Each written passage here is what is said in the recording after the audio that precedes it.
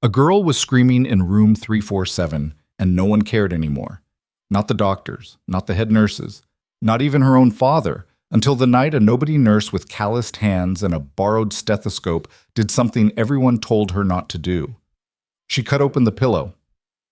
What spilled out wasn't feathers, it wasn't foam, it was 12 hand-filed steel spikes, each one angled to pierce without breaking skin, designed to deliver agony in silence. The girl had been sleeping on a torture device for 9 weeks, and the hospital, Silvercrest Harbor's most prestigious medical center, had called it anxiety. They called Elena Voss crazy for looking. They called security to remove her. They tried to bury her voice under paperwork and threats and the weight of a system that protects its own. But Elena didn't bury easy. And when a fleet of black SUVs rolled up to the emergency entrance at 11:47 p.m., with federal plates and enough firepower to shut down a city block, the people who called her nobody realized they'd made a mistake. Because the girl in room 347, her father wasn't just worried, he was Admiral Kieran Ashford, and he was about to burn the whole place down. Before we go any further, I need you to do something. If this story hooks you, if you want to see how deep this goes, stay with me until the end. Like this video. Drop a comment and tell me what city you're watching from. I want to see how far this story can travel. Now let's get back to the night it all fell apart. Elena Voss had been a nurse for 6 years, but at Silvercrest Harbor Hospital, she might as well have been a shadow. Part-time. Float pool. The kind of nurse who got called in to cover gaps, work doubles no one else wanted, and disappear before anyone bothered learning her name. She didn't wear the crisp monogrammed scrubs the senior staff favored. Hers were generic navy blue, bought in bulk, washed until the fabric pilled. She kept her hair tied back in a bun so tight it gave her headaches by hour 10. No one noticed. The hospital itself was a monument to old money and older reputations. Silvercrest Harbor sat on the northeastern coast, a city built on naval history and pharmaceutical wealth. The hospital had been there for 90 years, its original wing constructed with granite and marble, its newer additions all glass and steel that reflected the harbor at sunset. Donors' names were carved into walls. Plaques commemorated surgeons who'd retired decades ago. The place breathed prestige, and everyone who worked there knew it. Elena knew it too. She just didn't belong to it. Her badge didn't open the doctor's lounge. Her scrubs didn't have her name stitched across the chest. When she clocked in, the system listed her as Pool Staff General, which was hospital code for interchangeable. She'd been working third shift for 8 months because day shift wouldn't take her. Too inexperienced, they said. Not the right fit. She didn't push back. She needed the paycheck. It was a Tuesday night in late September when she first heard the screaming. Room 347, Pediatric Observation Wing. The sound tore through the hallway like something feral, raw and unrelenting. Elena had been restocking a linen cart on the second floor when it hit her, carried down through the ventilation system, and she froze, hands still gripping a stack of blankets. The scream wasn't pain, it was beyond that. It was the kind of sound that made your spine lock up, the kind that said something was very, very wrong. She dropped the blankets and moved. The elevator took 30 seconds. She watched the floor numbers light up, her pulse ticking faster with each one. 3rd floor. The doors opened onto a hallway painted in soft greens and blues, decorated with murals of sailboats and lighthouses. Pediatrics always got the nice art. It was supposed to be comforting. The hallway was empty. Third shift was always understaffed, and the senior nurses who worked days wouldn't touch nights unless overtime was doubled. Elena's sneakers squeaked on the linoleum as she reached the door. She knocked once. No answer. The screaming continued, muffled now, like the girl had pressed her face into something. Elena pushed the door open.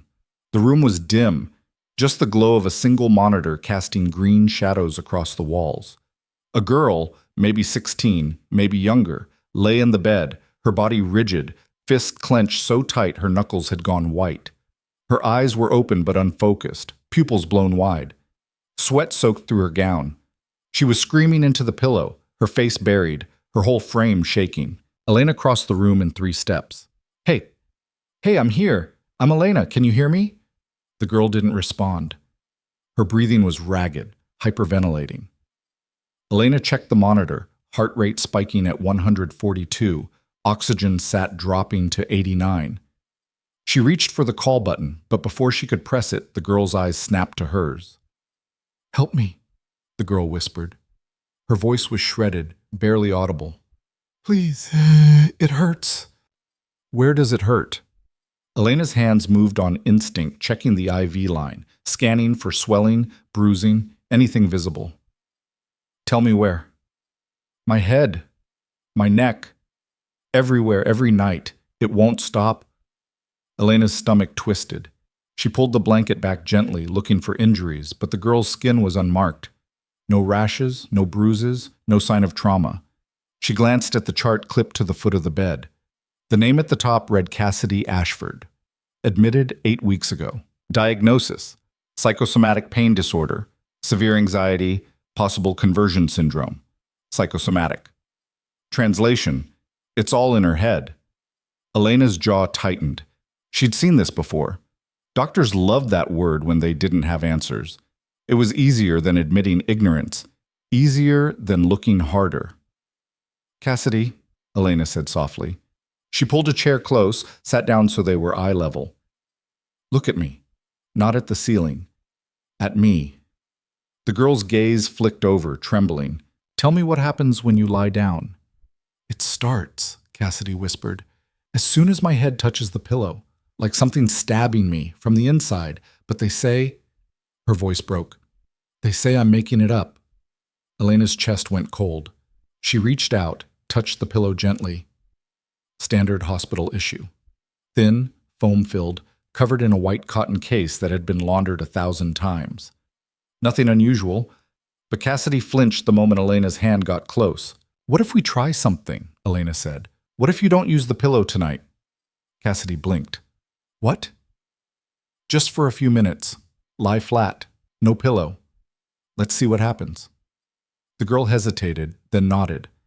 Elena slid the pillow out from under her head, set it on the chair. Cassidy lay back slowly, her body tense, waiting for the pain to hit. 5 seconds. 10. 20. Cassidy's breathing slowed, her fists unclenched, the monitor's beeping steadied. Her heart rate dropped. 130, 120, 110. "It stopped," Cassidy whispered. Tears streaked her face. "It stopped." Elena stared at the pillow in her hands. Plain, ordinary, except it wasn't. She stood, walked to the window where the light was better, and ran her fingers along the seams. Nothing. She pressed down on the foam. It gave under her hands, springy and soft. But something felt off. The weight was wrong, too heavy for standard fill. She glanced back at Cassidy, who had curled onto her side, eyes half closed, exhausted, but finally, mercifully, pain-free. Elena carried the pillow into the hallway. The lights were dimmer out here, motion activated, and half of them had timed out. She walked quickly, looking for somewhere private.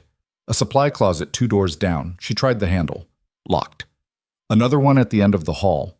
This one opened. Inside, metal shelves stacked with linens, cleaning supplies, boxes of gloves. A single fluorescent tube buzzed overhead.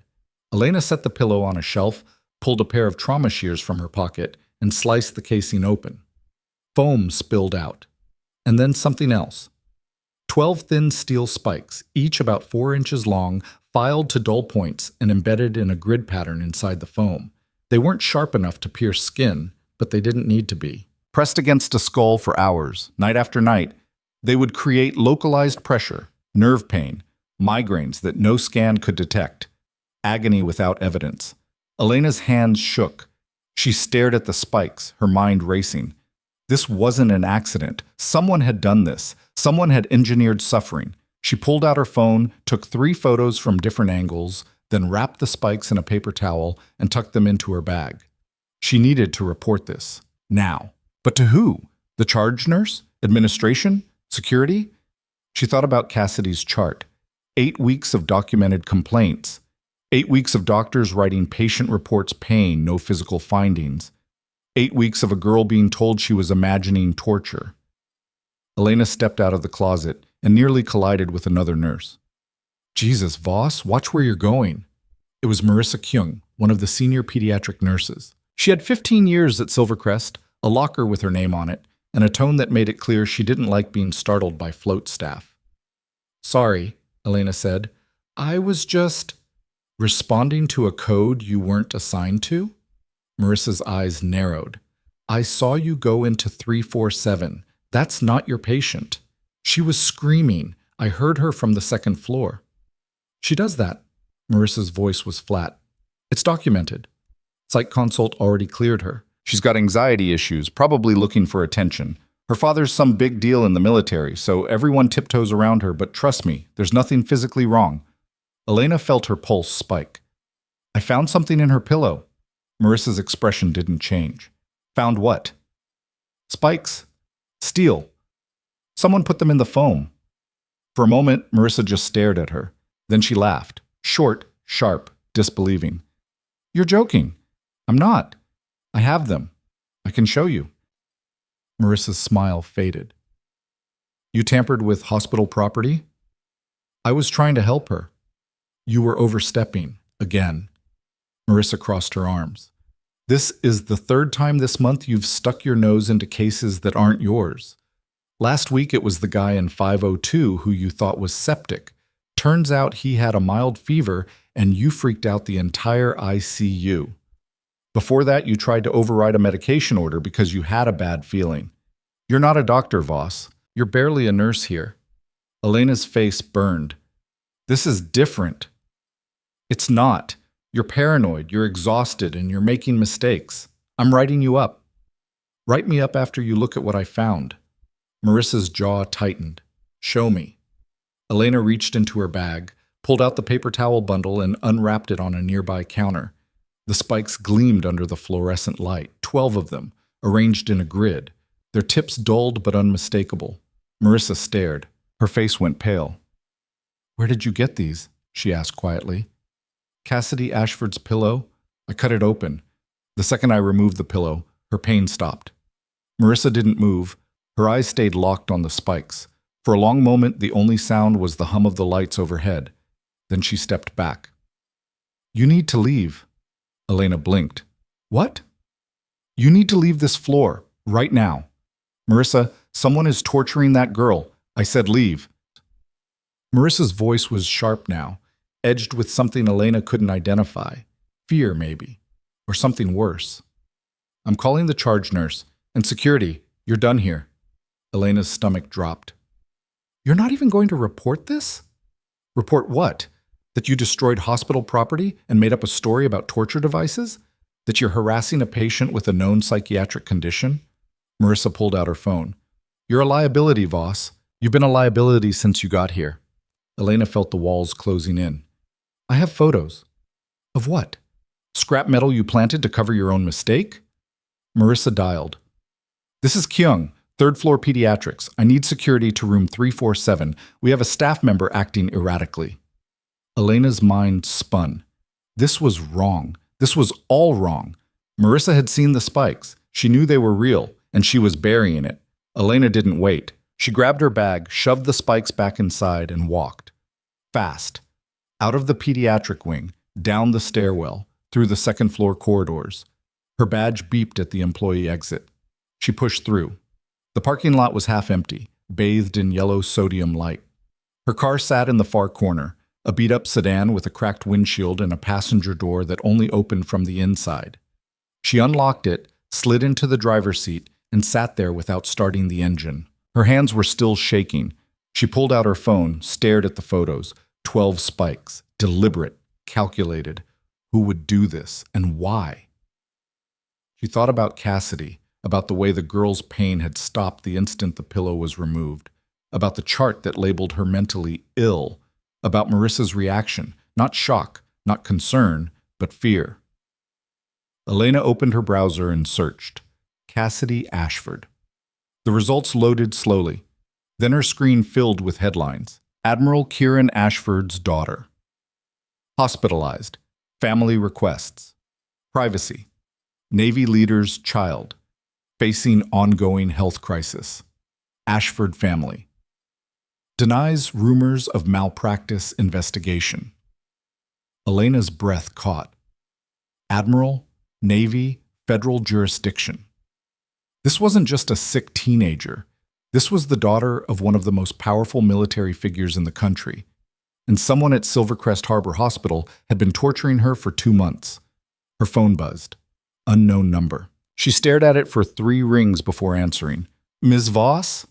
A man's voice, clipped, professional. This is Captain Raymond Coltrane, U.S. Navy Judge Advocate General's office.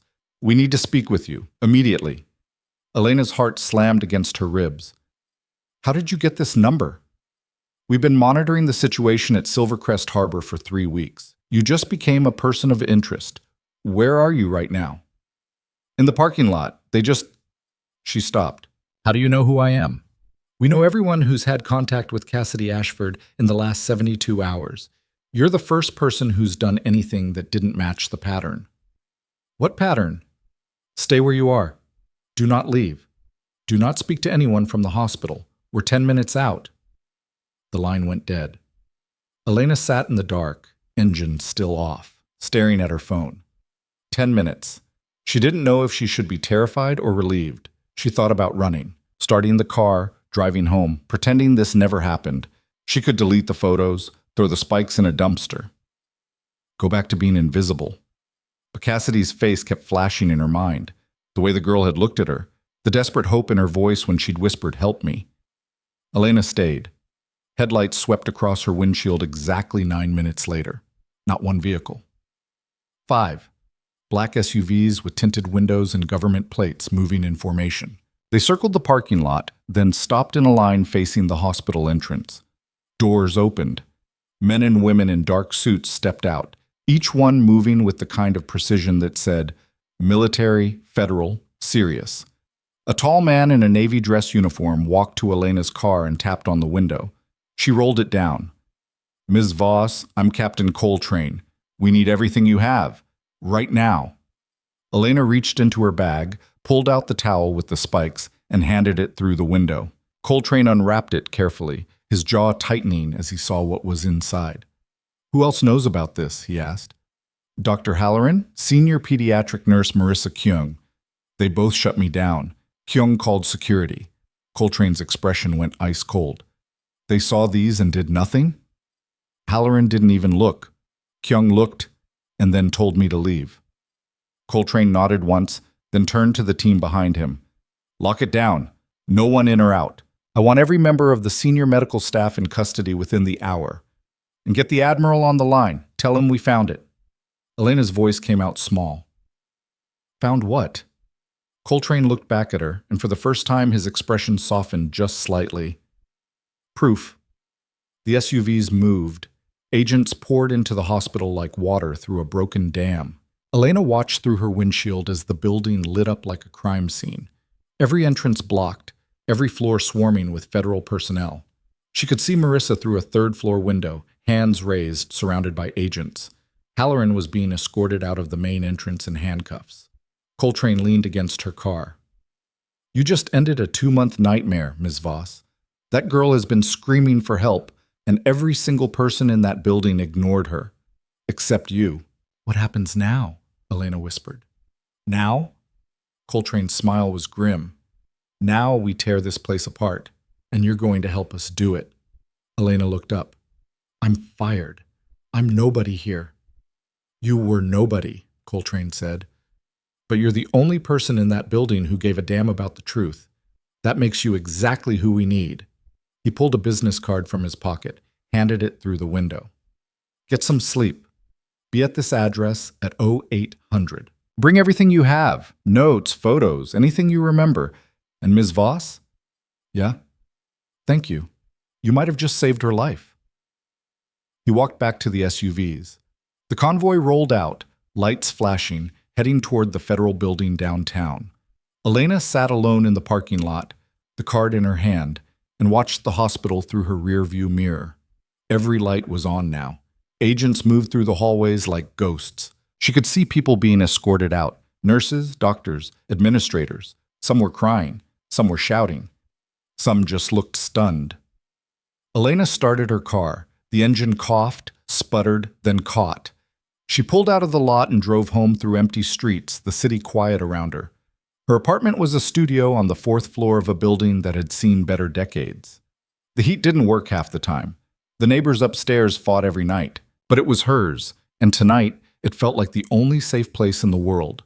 She locked the door, dropped her bag on the couch, and stood in the middle of the room, still shaking. Her phone buzzed. A text from an unknown number. "This is Captain Coltrane. Wanted to make sure you got home safe.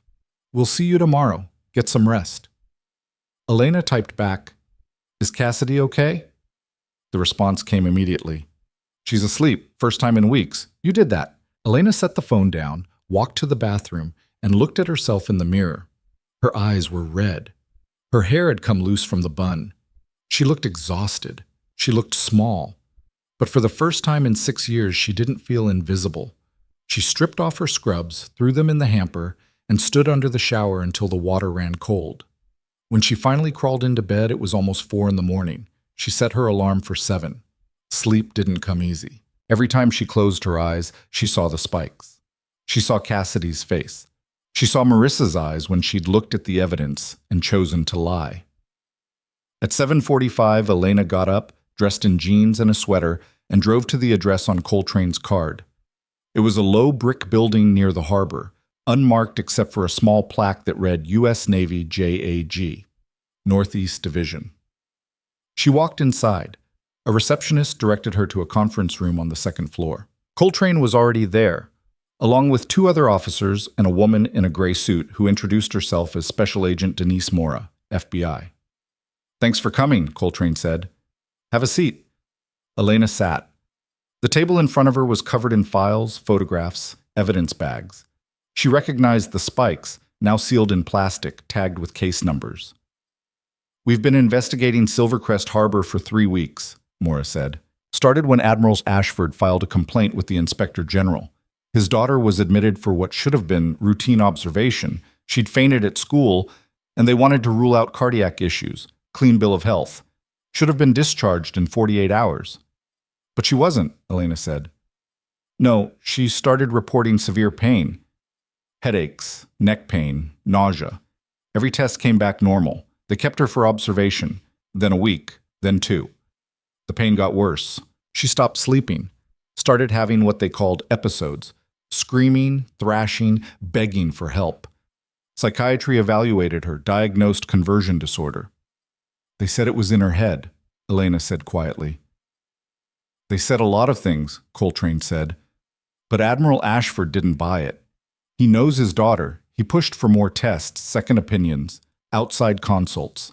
The hospital pushed back, said he was being overprotective, said his daughter needed psychiatric treatment, not medical intervention. They suggested inpatient psych." Elena's stomach turned. "They wanted to commit her." "They tried," Mora said. "Ashford refused. That's when he contacted us.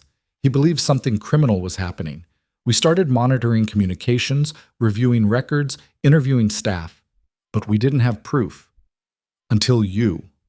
She slid a photograph across the table. It showed the pillow, sliced open, the spikes visible inside. "How many people knew about this?" Elena asked. "That's what we're trying to figure out," Coltrane said.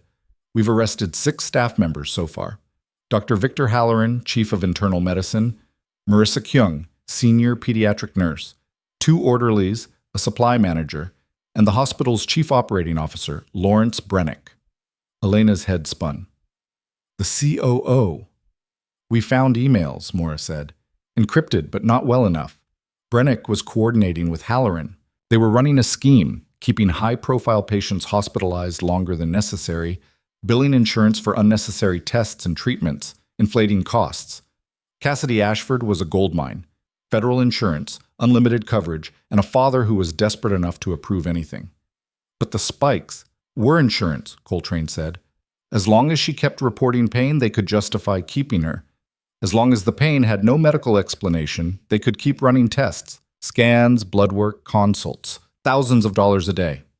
Elena felt sick. They tortured her for money. Yes. And when I found the spikes, they tried to bury you, Mora said. Halloran flagged you as unstable. Kyung wrote a report claiming you'd been making erratic decisions for weeks. They were building a case to discredit you before you could talk. Elena looked down at her hands. They were still shaking. I could have just walked away.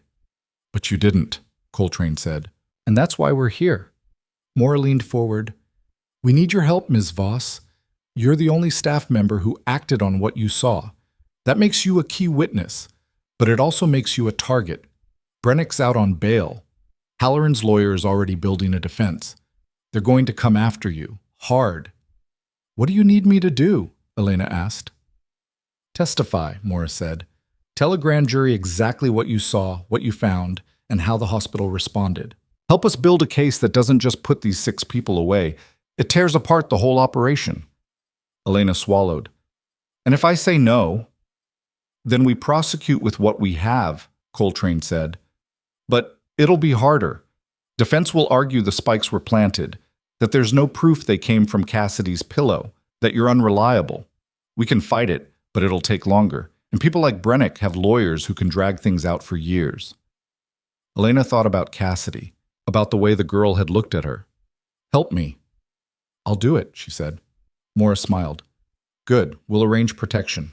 You'll have a security detail until the trial. We'll also need you to stay away from Silvercrest Harbor. Don't go back. Don't contact anyone who works there. If anyone reaches out to you, let us know immediately. Elena nodded. When's the grand jury? 2 weeks. We'll prep you beforehand. For now, go home. Stay low. We'll be in touch. Elena stood. Coltrane walked her to the door. One more thing, he said quietly. Cassidy wants to meet you. Elena stopped. What? She knows you're the one who found the spikes. She asked if she could thank you. I told her I'd ask. Elena's throat tightened. How is she? Better? She's still recovering, but the pain's gone. She's sleeping, eating, talking. She's going to be okay. Elena nodded, not trusting her voice. Think about it, Coltrane said. No pressure, but I think it would mean a lot to her. Elena walked out of the building into bright morning sunlight. The harbor stretched out in front of her, blue and endless. She got in her car and sat there for a long time, watching the water. Her phone buzzed. A text from a number she didn't recognize. This is Cassidy. Captain Coltrane gave me your number. I hope that's okay. I just wanted to say thank you. You saved my life. Elena stared at the screen, tears blurring the words. She typed back, You're safe now. That's all that matters.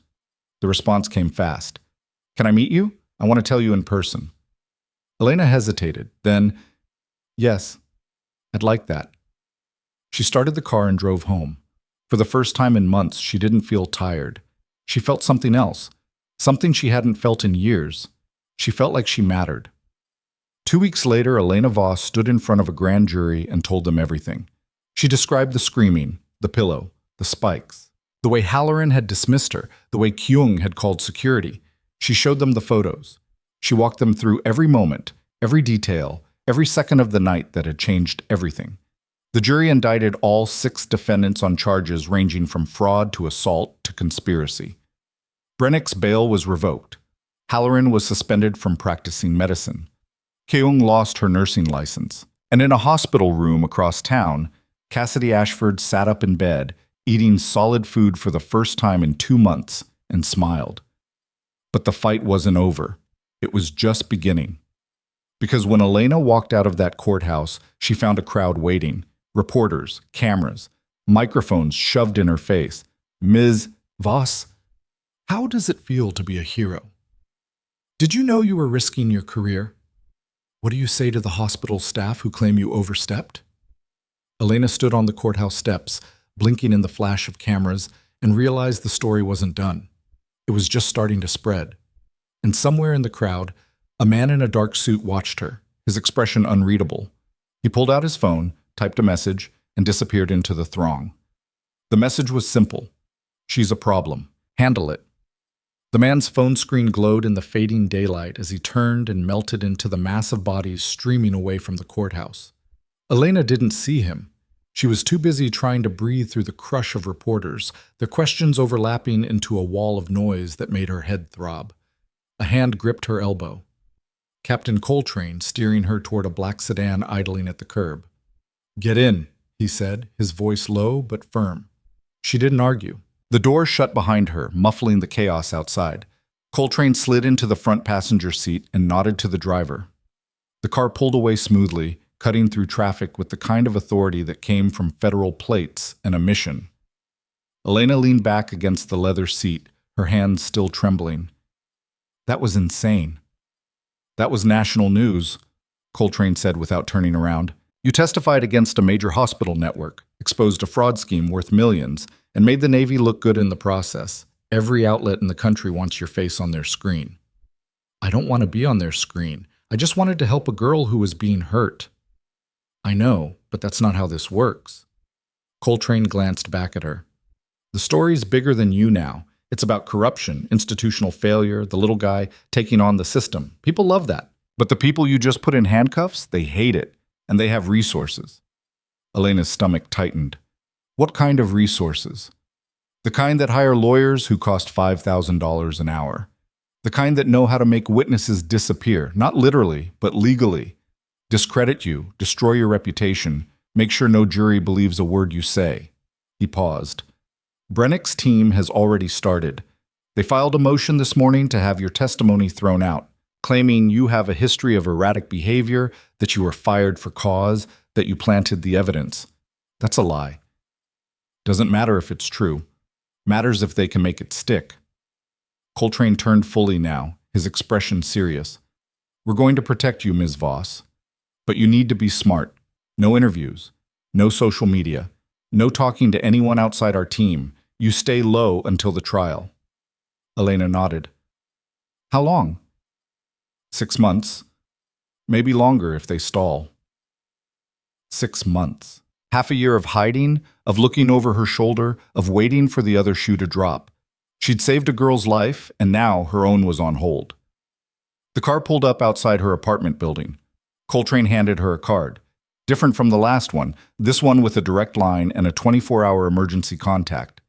You see anything weird? You call. Someone follows you, someone contacts you, someone shows up at your door, doesn't matter how small, you call. Elena took the card. I will. She got out and watched the sedan disappear around the corner. The street was quiet, the evening settling in with the smell of rain on asphalt and distant traffic. She climbed the 4 flights to her apartment, unlocked the door, and stopped. Something was wrong. The air felt different, disturbed, like someone had been inside and tried to put everything back but didn't quite get it right. Her mail was on the counter. She always left it by the door. The couch cushions were slightly crooked. The window in the kitchenette was open a crack, and she never opened that window because the latch was broken. Elena's pulse spiked. She backed toward the door, hand reaching for her phone, when she heard it. A voice. Low. Male. Coming from the bathroom. Relax, Miss Voss.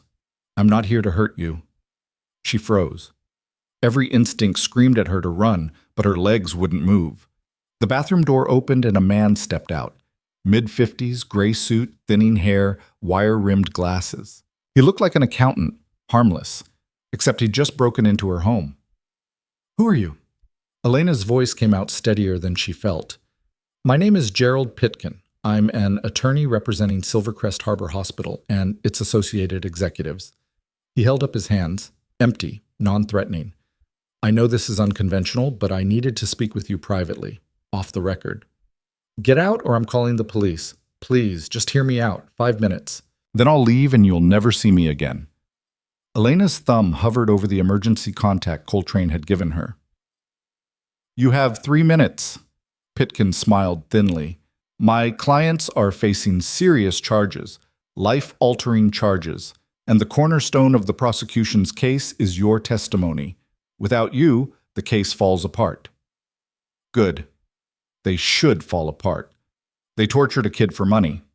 That's one interpretation, Pitkin said, his tone maddeningly calm. Another interpretation is that you're a disgruntled employee with a history of poor judgment who fabricated evidence to get attention.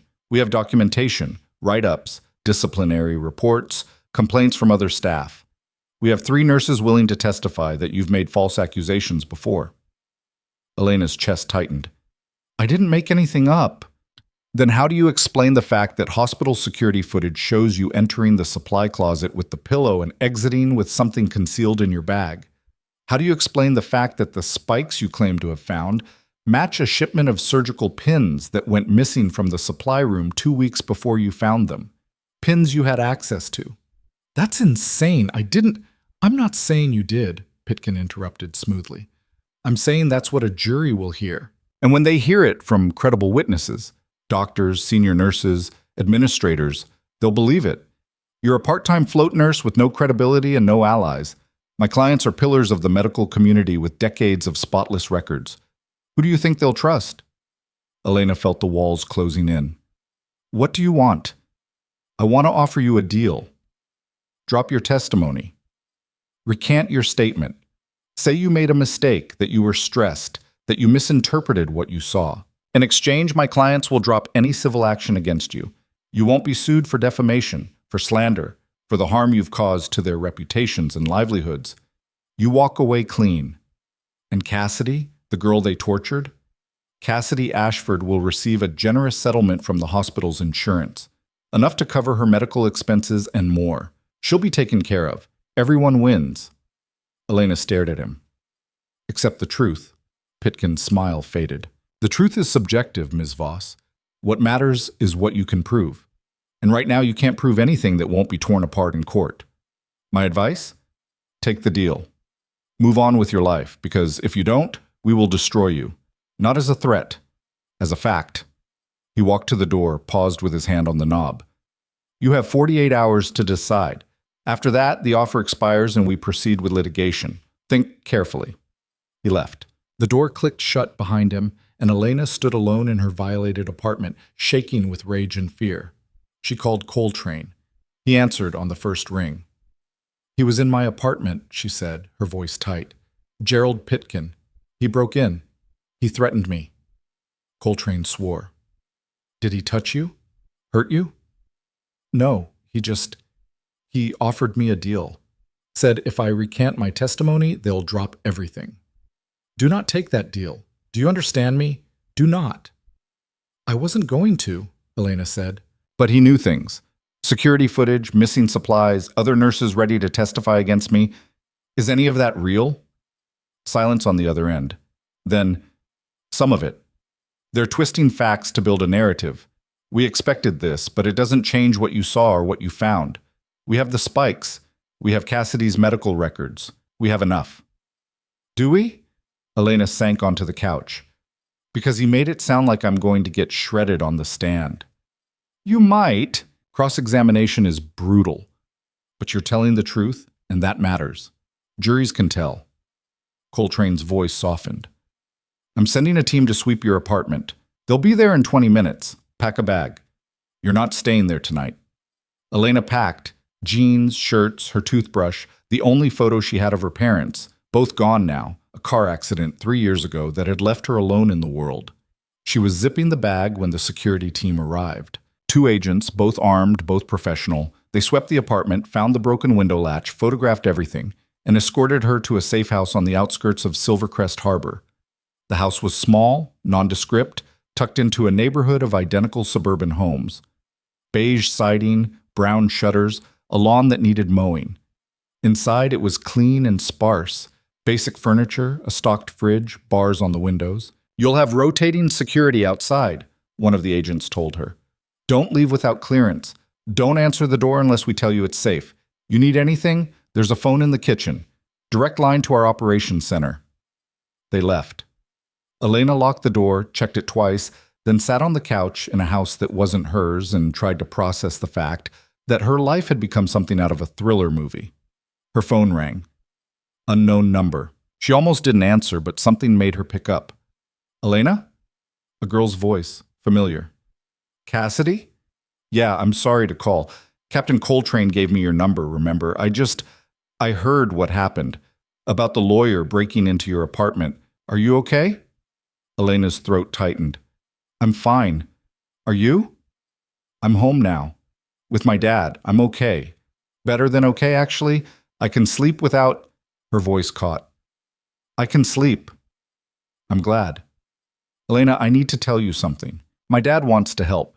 He's talked to his lawyers, and they think Brennick's team is going to try to make you look unstable. They're going to bring up every mistake you've ever made, every time you questioned an order, every time you were written up. They're going to make you seem paranoid. I know. But my dad has resources. He can get you a lawyer, a good one, someone who can fight back.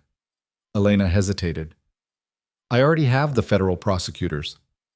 That's not the same. They're prosecuting the hospital.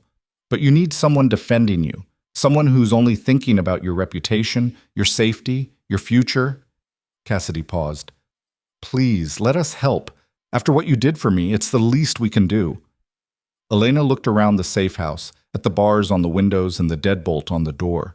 She thought about Gerald Pitkin standing in her bathroom, threatening her with a smile. She thought about 6 months of this, of hiding, of waiting for them to tear her apart in court. Okay, she said, tell your dad thank you. I'll take the help. 3 days later, Elena met her new attorney in a conference room downtown. His name was Marcus Reeve, and he looked like he'd stepped out of a courtroom drama. Tailored suit, sharp eyes, the kind of presence that demanded attention. He shook her hand firmly and sat down across from her. I've reviewed your case, he said without preamble. Pitkin's team is good. They're building a narrative that you're unreliable, that you have a savior complex, that you've cried wolf before. They're going to paint you as someone who wanted to be a hero so badly that you manufactured a crisis. I didn't manufacture anything. I believe you. But belief doesn't win trials. Evidence does. And right now, they have just enough to create reasonable doubt. He pulled out a folder, spread documents across the table. These are the write-ups they're going to use. 3 incidents over the last year where you escalated patient concerns that turned out to be nothing. A patient you thought was septic, mild fever. A medication order you questioned. Turns out it was correct, you just misread the chart. A fall risk you reported that wasn't documented. Elena's face burned. I was trying to be careful. I was trying to catch things before they became problems. I know. But in their hands, it looks like a pattern. Someone who jumps to conclusions. Someone who doesn't trust the system. Reeve leaned forward. We need to flip the narrative. Instead of you being paranoid, you're vigilant. Instead of you overreacting, you're the only one paying attention. We need witnesses who'll say you're thorough, not reckless. We need evidence that the hospital has a history of ignoring legitimate concerns. How do we get that? We dig. We talk to every nurse, every doctor, every patient who's ever had a complaint buried by Silvercrest administration. We find the pattern of negligence, and we make the jury see that you weren't the problem. The hospital was. Reeves' smile was sharp. They want to destroy your credibility. We're going to destroy theirs. Over the next 2 weeks, Elena lived in the safe house and watched her life become a legal battlefield. Reeves' team interviewed dozens of former Silvercrest employees. Some refused to talk. Some were too scared. But a few, 3 nurses, a respiratory therapist, a lab technician, came forward with stories. A patient who'd complained of chest pain for hours, ignored until he coded in the hallway. A medication error that was covered up with falsified records. A surgery scheduled unnecessarily because the surgeon needed to meet his quota. None of it was as dramatic as what had happened to Cassidy, but together it painted a picture of a hospital that valued profit over patients. Reeve compiled it all into a motion. He argued that Elena's testimony wasn't the isolated claim of an unstable employee. It was part of a larger pattern of institutional corruption. He demanded that the jury hear about Silvercrest's history, not just the single case involving Cassidy Ashford. The judge granted the motion. Pitkin's team filed an appeal. It was denied. And then the death threats started. The first one came via email. Anonymous. Short. Drop the case or drop dead. Elena showed it to Coltrane, who traced the IP to a public library computer in another state. Useless. The second one was a letter delivered to the safe house. Someone had found her location. The envelope contained a single photo. Elena leaving the courthouse, a red X drawn over her face in marker. Security was doubled. She wasn't allowed outside anymore. Groceries were delivered. Her entire world shrank to 4 walls and a rotation of agents who changed every 8 hours. Cassidy called her almost every night. Sometimes they talked about the case. Sometimes they just talked. Cassidy told her about physical therapy, about learning to sleep again, about going back to school and trying to feel normal. Elena told her about nursing school, about losing her parents, about the loneliness of being invisible. You're not invisible anymore, Cassidy said one night. I know. I'm not sure that's better. It is. Trust me. Being seen is better than being ignored, even when it's hard. Elena wanted to believe her. The trial date was set, 6 weeks out. Reeve prepped her relentlessly, mock cross-examinations, practice testimony, endless questions designed to rattle her. He was brutal, intentionally, because Pitkin would be worse. "You need to stay calm," Reeve said after a particularly rough session. "They're going to try to make you angry, make you defensive. You get emotional, you lose credibility. You stay steady, you win." "I don't know if I can do this," Elena admitted. "Every time I close my eyes, I see Pitkin in my apartment. I see those threats. I see my whole life falling apart." "Then don't close your eyes," Reeve said. "Stay angry. Use it. They want you scared and silent. Don't give them that." Elena tried, but fear was a constant weight now, pressing down on her chest, making it hard to breathe. She started having nightmares, Cassidy screaming, the spikes growing out of the pillow like metal flowers, Halloran standing over her saying, "You're nobody," over and over, until she woke up gasping. 2 weeks before trial, Coltrane came to the safe house with news. "Brennick flipped," he said. Elena blinked. "What?" "Lawrence Brennick, the COO.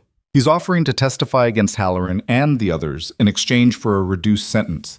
He says he has emails, recordings, proof that Halloran orchestrated the whole scheme." "Why would he do that?" "Because his lawyer told him he's looking at 20 years minimum. He's 63. He'd die in prison. This way, he serves 5, maybe less, and he gets to retire with his pension intact." Coltrane's expression was grim. "It's a good deal for us. His testimony corroborates everything you said. It makes the case airtight." "But he's just as guilty," Elena said. "He was part of it. He knew what they were doing to Cassidy." "He was. And he'll still go to prison, but sometimes you make deals with bad people to catch worse people. That's how this works." Elena looked away. It didn't feel like justice. It felt like compromise. But she was learning that justice wasn't clean. It was messy and complicated and full of bargains that left everyone feeling dirty. The news broke the next day. Hospital executive agrees to testify in fraud case. The media exploded. Reporters camped outside the safe house until Coltrane had them removed. Elena's phone, monitored now, calls screened, rang non-stop with interview requests. She ignored them all. Pitkin called Reeve, offered a new deal. If Elena recanted, all charges against Halloran would be dropped to misdemeanors. Probation, fines, no prison time. Reeve relayed the offer. Elena said no. "They're desperate," Reeve told her. "Brennick's testimony is killing them.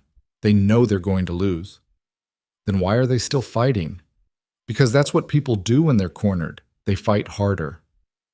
1 week before trial, Elena was finally allowed to leave the safe house. Reeve wanted her to meet Cassidy in person, thought it would humanize the case, remind the jury that this wasn't just about fraud, it was about a real girl who'd suffered real harm. They met at a park overlooking the harbor. Cassidy was waiting on a bench, her father beside her. Admiral Ashford was exactly what Elena had imagined. Tall, imposing, the kind of man who commanded respect just by existing. But when he looked at her, his eyes were soft. "Ms. Voss," he said, shaking her hand, "I can't thank you enough. I just did what anyone should have done. But no one else did." He glanced at his daughter. "She's alive because of you. Don't minimize that." Cassidy stood and hugged Elena before she could react. The girl was thin, still recovering, but her grip was strong. "I wanted to see you before the trial," Cassidy said. "I wanted to tell you that no matter what happens in that courtroom, you already won. You saved me. Nothing they say can change that." Elena's eyes stung. She hugged the girl back hard, and for a moment the fear and the threats and the weight of the last 3 months fell away. They talked for an hour. Cassidy told her about going back to school, about her friends who'd stuck by her, about the therapy sessions that were helping her process the trauma. She was scared of the trial, scared of facing the people who'd hurt her, but she was ready. "I'm going to testify too," Cassidy said. "My dad didn't want me to, but I need to. I need to look at Halloran and tell him what he did to me." Elena's chest tightened. "You're braver than I am." "No, you're the brave one. You risked everything when you didn't have to. I'm just finishing what you started." When Elena left the park, she felt something she hadn't felt in months. Hope. Fragile, tentative, but real. The night before the trial, she couldn't sleep. She sat in the safe house living room, staring at the ceiling, replaying everything in her mind. The screaming, the pillow, the spikes, Pitkin's threat, Brennick's deal, Cassidy's hug. Her phone buzzed, a text from an unknown number. Last chance. Walk away now or we bury you tomorrow. Elena stared at the screen. Then she deleted the message, turned off her phone, and went to bed. The courtroom was packed. Elena sat in the front row, Reeve beside her, and watched as the jury filed in. 12 faces, blank and unreadable. The judge entered. Everyone stood. Pitkin was at the defense table with Halloran, Kyung, and the others. He looked calm, confident, like a man who knew he was about to win. The prosecution called their first witness, Brennick. He walked to the stand, sworn in, and began to talk. He described the scheme in detail, how they'd identified high-value patients, how they'd manipulated diagnoses, how they'd inflated bills. He admitted his role. He implicated Halloran. Pitkin's cross-examination was vicious. He tore into Brennick's credibility, called him a liar trying to save himself, suggested he was framing innocent colleagues. But Brennick held steady. He had emails. He had recordings. He had proof. The prosecution called Elena next. She walked to the stand on legs that felt like water, raised her right hand, and swore to tell the truth. Reeve led her through her testimony. She described the night she'd heard Cassidy screaming, the way she'd removed the pillow, the spikes she'd found inside. She spoke clearly, calmly, exactly the way Reeve had coached her. Then Pitkin stood up, and the real fight began. Ms. Voss, you were fired from Silvercrest Harbor Hospital, weren't you? I was removed from duty pending an investigation. Fired, yes or no? Yes. And prior to that night, you'd been written up multiple times for poor judgment, correct? I was written up for escalating patient concerns. Concerns that turned out to be unfounded, correct? Elena's jaw tightened. In those cases, yes. So you have a history of seeing problems that don't exist. I have a history of being cautious. Pitkin smiled. Or paranoid. Reeve objected. The judge sustained, but the damage was done. Pitkin continued, circling, attacking, twisting every answer. He brought up the missing surgical pins, suggested she'd taken them herself. He questioned her timeline, her motives, her credibility. He made her look desperate, unstable, vindictive. Elena felt herself cracking. Her hands shook. Her voice wavered. She could see the jury watching her, judging, doubting. Then Pitkin asked the question she'd been dreading. Ms. Voss, isn't it true that you were struggling financially at the time of this alleged discovery? That you were behind on rent, drowning in student loans, desperate for a way out? Elena stared at him. I don't see what that has to do with... Answer the question, yes or no. Yes, I was struggling, but... And isn't it true that you contacted several media outlets after finding these so-called spikes, hoping to sell your story? No, that's not... We have phone records showing calls to 3 news organizations the morning after you were removed from the hospital. Elena's mind raced. She had called them, but not to sell anything. She'd been trying to warn someone, to get the story out before it was buried. I was trying to protect Cassidy, she said, or profit from her suffering. Reeve was on his feet, objecting, but Elena could see it in the jury's eyes. Doubt. Suspicion. Pitkin sat down, satisfied. The trial continued. More witnesses. More evidence. But Elena couldn't shake the feeling that she'd lost. Then, on the 3rd day, something changed. The prosecution called Cassidy Ashford to the stand. The courtroom went silent as she walked forward, her father watching from the front row. She wore a simple blue dress, her hair pulled back, and when she raised her hand to be sworn in, Elena could see it trembling. The prosecutor asked her to describe what had happened. Cassidy took a breath and began to speak. She talked about the pain, the endless nights of screaming, the doctors who told her it wasn't real, the fear that she was losing her mind. And then she talked about Elena. She was the first person who believed me, Cassidy said, her voice steady. Everyone else said I was imagining it, but she listened. She looked at my pillow when no one else would. She found the truth.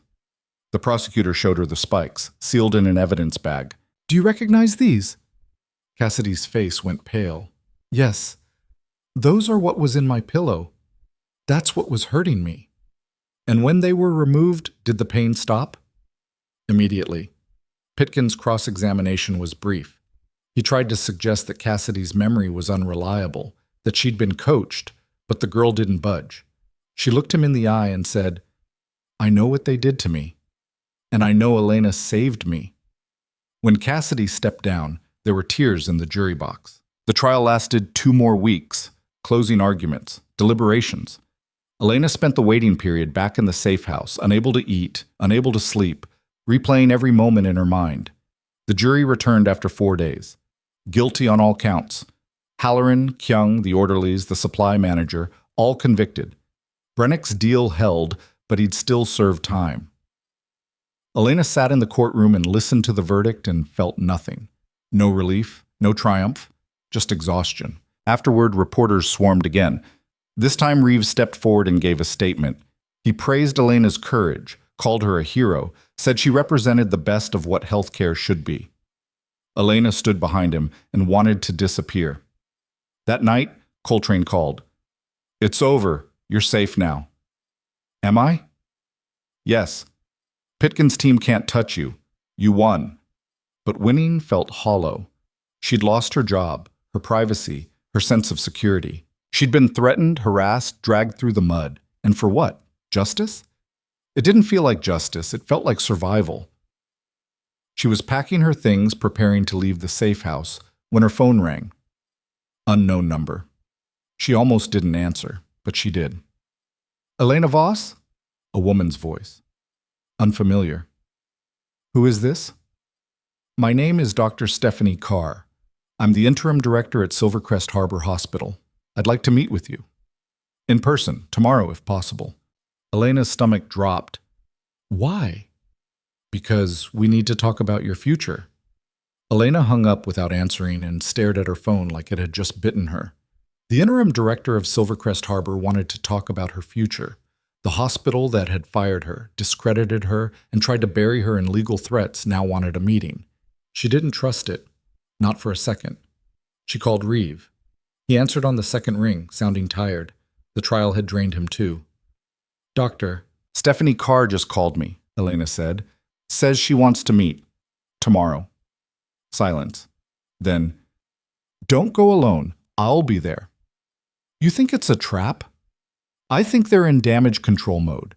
Federal oversight is coming down on them hard, and they need to look cooperative. But yes, it could be a trap. We go together, we record everything, and we leave the second something feels wrong." The meeting was set for 10 a.m. at a coffee shop 3 blocks from the hospital. Neutral ground. Public. Elena arrived 15 minutes early with Reeve, both of them scanning the room like they expected an ambush. Dr. Carr was already there, sitting at a corner table with a mug of tea and a leather portfolio. She was younger than Elena expected, early 40s, dark hair pulled into a neat bun, glasses perched on her nose. She stood when they approached. "Ms. Voss, Mr. Reeve, thank you for coming." Her handshake was firm, professional. No warmth, but no hostility either. "Please sit." They sat. Reeve set his phone on the table between them, recording light blinking red. Carr glanced at it, but said nothing. "I'll get straight to the point," Carr said. "Silvercrest Harbor is under federal investigation. The board has been dissolved. Half the senior staff is either fired or facing criminal charges. The hospital's reputation is in ruins. Our accreditation is under review, and we're hemorrhaging patients. I was brought in 3 weeks ago to salvage what's left." "Good luck with that," Elena said flatly. Carr's lips twitched, almost a smile. "I deserve that. But I'm not here to make excuses or spin the narrative. I'm here because I need help. The hospital needs help, and I think you might be the person to provide it." Elena blinked. "You're joking." "I'm not." Carr opened the portfolio, slid a document across the table. "This is an offer. Director of Patient Advocacy and Safety. You'd oversee a new department dedicated to preventing exactly what happened to Cassidy Ashford. You'd report directly to me, bypassing all existing administrative structures. You'd have full authority to investigate complaints, audit care protocols, and escalate concerns without interference. You'd also have a team, 3 full-time staff to start, with budget for expansion. Elena stared at the paper.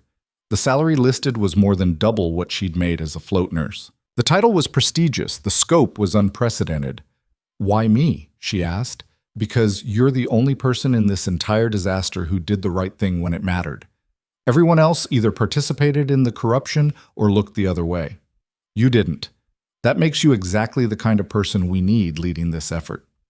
Reeve leaned forward. "This sounds like a PR stunt. Hire the whistleblower. Make it look like you're committed to change."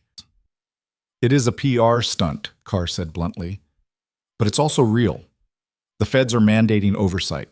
If we don't implement serious reforms, we lose our Medicare certification and the hospital closes. 30,000 patients lose their primary care facility, 1,200 employees lose their jobs. I'm trying to prevent that." "By putting a target on Elena's back again," Reeves said. "You hire her, every doctor and nurse who resents what she did will make her life hell. She'll be sabotaged, undermined, maybe worse." "That's a risk," Carr admitted, "but I'm cleaning house. Anyone who can't work under the new structure is being reassigned or let go. The culture is changing whether they like it or not." Elena looked at the offer again. Her hands were shaking. This was everything she'd wanted when she'd first started nursing. A chance to actually protect patients, to fix broken systems, to matter. But it was also walking back into the building that had tried to destroy her, surrounded by people who hated her, doing a job that would make her a target all over again. "I need time to think," she said. Carr nodded. "You have 72 hours. After that, the offer expires and I move to the next candidate." She stood, picked up her tea. "For what it's worth, Ms. Voss, I hope you say yes. The hospital doesn't deserve you, but the patients do." She left. Elena and Reeve sat in silence, the offer between them. "What are you thinking?" Reeve asked. "I'm thinking this is insane." "It is, but it's also an opportunity. You could actually change things, make sure what happened to Cassidy never happens again. Or I could get fired in 6 months when the feds leave and the old guard comes back. That's possible too." Reeve picked up the document, scanned it. "But the contract has protections. Severance clause, whistleblower provisions, legal indemnification. If they try to screw you, we sue them into oblivion." Elena laughed, sharp and bitter. "I'm so tired of fighting." "I know. But if you don't take this, someone else will, and they might not care as much as you do." She thought about Cassidy, about the screaming, about all the other patients who'd been ignored, dismissed, hurt, because no one was willing to stand up and say enough. "I'll think about it," she said again. She spent the next 2 days at the safe house, pacing, trying to imagine what her life would look like if she said yes. Reeve had negotiated additional terms. She'd have final say on hiring her team. She'd have access to all patient complaint records going back 5 years, and she'd have the authority to bring concerns directly to the federal monitors overseeing the hospital's reforms. On paper, it was everything she needed to do the job right. But paper didn't protect her from hostility. It didn't stop someone from doctoring records, planting evidence, making her look incompetent. It didn't prevent another Gerald Pitkin from showing up in her apartment. Cassidy called on the second night. "I heard about the offer. Are you going to take it?" "I don't know yet. Part of me wants to. Part of me wants to run as far from that place as possible." "I get that. But if you run, they win. They get to pretend they've changed without actually changing. You take the job, you make them prove it. And if they don't? Then you burn the place down again, but this time from the inside." Elena smiled despite herself. "You're kind of scary, you know that?" "I learned from the best." On the third day, Elena called Carr. "I'll take the job, but I have conditions." "Name them." "I want full access to HR files for every employee currently working at Silvercrest. I want quarterly reviews with the federal monitors. And I want a direct line to you 24/7. If I call, you answer." "Done." "Anything else?" "Yeah, I want Marissa Kuhn fired. She saw the evidence and buried it. She called security on me instead of protecting a patient. She doesn't get to stay." Carr was quiet for a moment. "Kyung's already gone. She resigned during the investigation, took a job at a clinic in Delaware." "Good. When can you start?" Elena looked around the safe house. She'd been living in fear for months. Maybe it was time to stop running. 2 weeks. I need to find an apartment, get my life in order. 2 weeks. I'll have HR send the contract over today. Elena hung up and sat down hard on the couch. She'd just agreed to walk back into the fire, but this time she wasn't going alone. Reeve helped her find an apartment, a small one-bedroom in a building with security cameras and a doorman. It cost more than she could afford on her old salary, but the new one made it manageable. She moved in over a weekend, her possessions fitting into a dozen boxes. She didn't have much. She'd never stayed anywhere long enough to accumulate things. Her first day at Silvercrest Harbor Hospital felt surreal. She walked through the main entrance at 7 a.m., her new badge clipped to her chest, and half the staff stared like she'd risen from the dead. Whispers followed her down the hallway. She ignored them. Her office was on the second floor, a small room with a window overlooking the parking lot. It had a desk, 2 chairs, and a filing cabinet. No nameplate yet. She set her bag down and took a breath. A knock on the door. A young woman stood there, mid-20s, nervous energy radiating off her. "Ms. Voss, I'm Rachel Ang. Dr. Carr hired me as your assistant. I'm a social worker." Well, I was. I just finished my MSW. This is my first real job, so I'm kind of... She stopped, realizing she was rambling. "Sorry, I'm nervous." Elena smiled. "Don't be. Come in. We have a lot of work to do." Rachel had brought files, 5 years of patient complaints, just like Elena had requested. Hundreds of them. Most were minor. Cold food, slow response times, rude staff. But some were serious. Medication errors. Falls that weren't documented. Patients reporting pain that was dismissed. "How many of these were investigated?" Elena asked. Rachel flipped through the stack. "Maybe 10%. The rest were just filed and forgotten." "Not anymore. We're reviewing every single one. I want patterns, repeat offenders, departments with higher complaint rates, anything that suggests systemic problems. That's going to take months." "Then we'd better start now."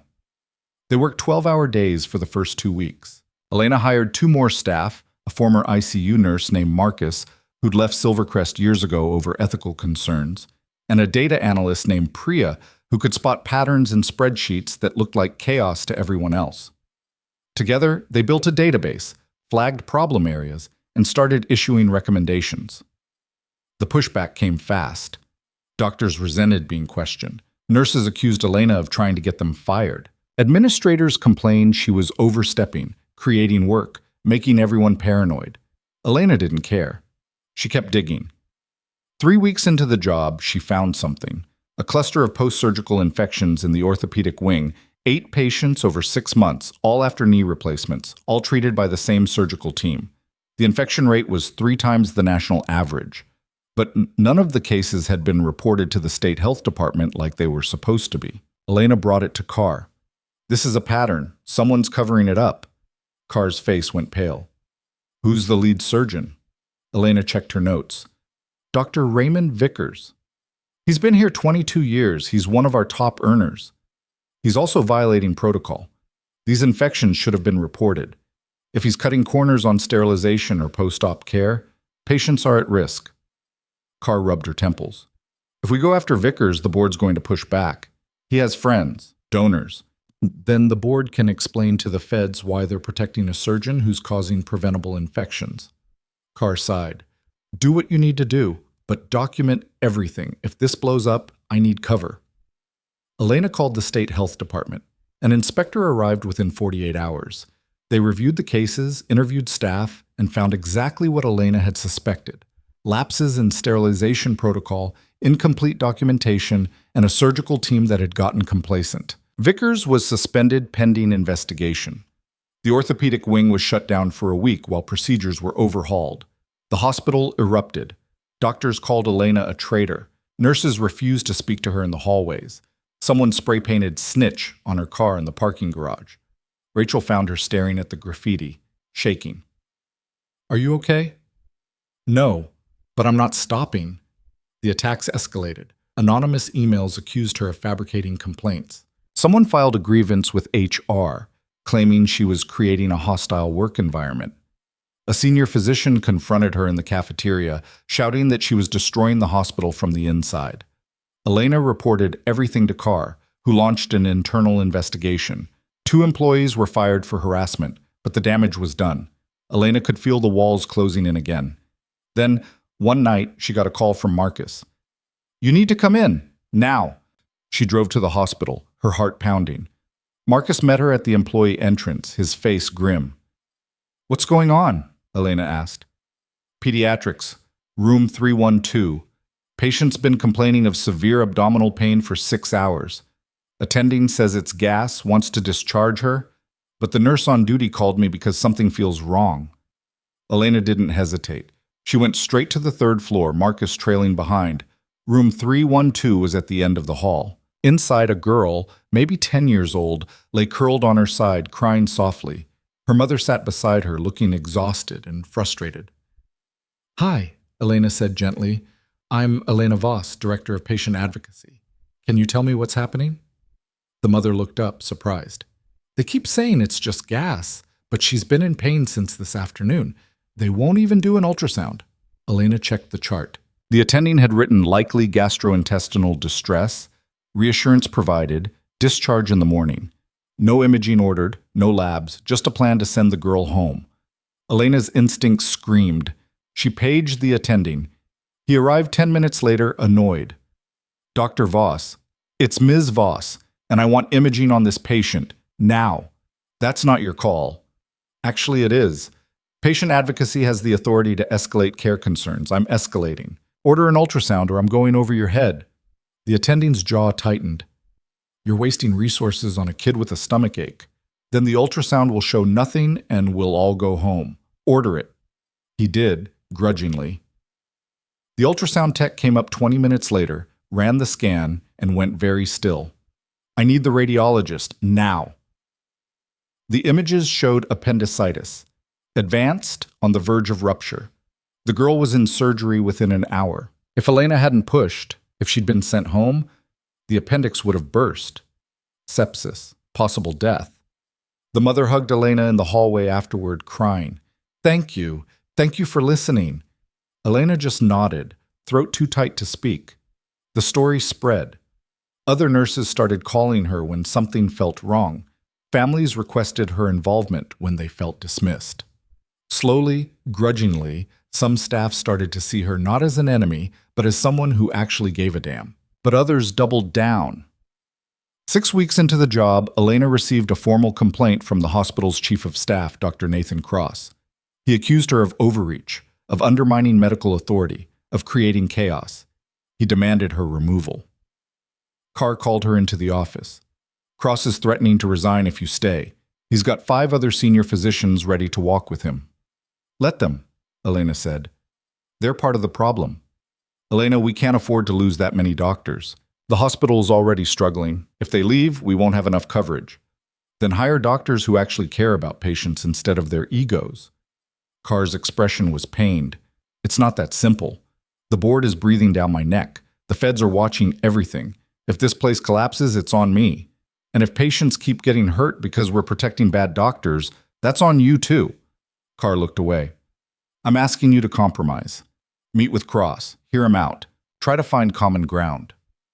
Elena wanted to refuse, but she could see the exhaustion in Carr's eyes, the weight of trying to hold a broken system together. "Fine.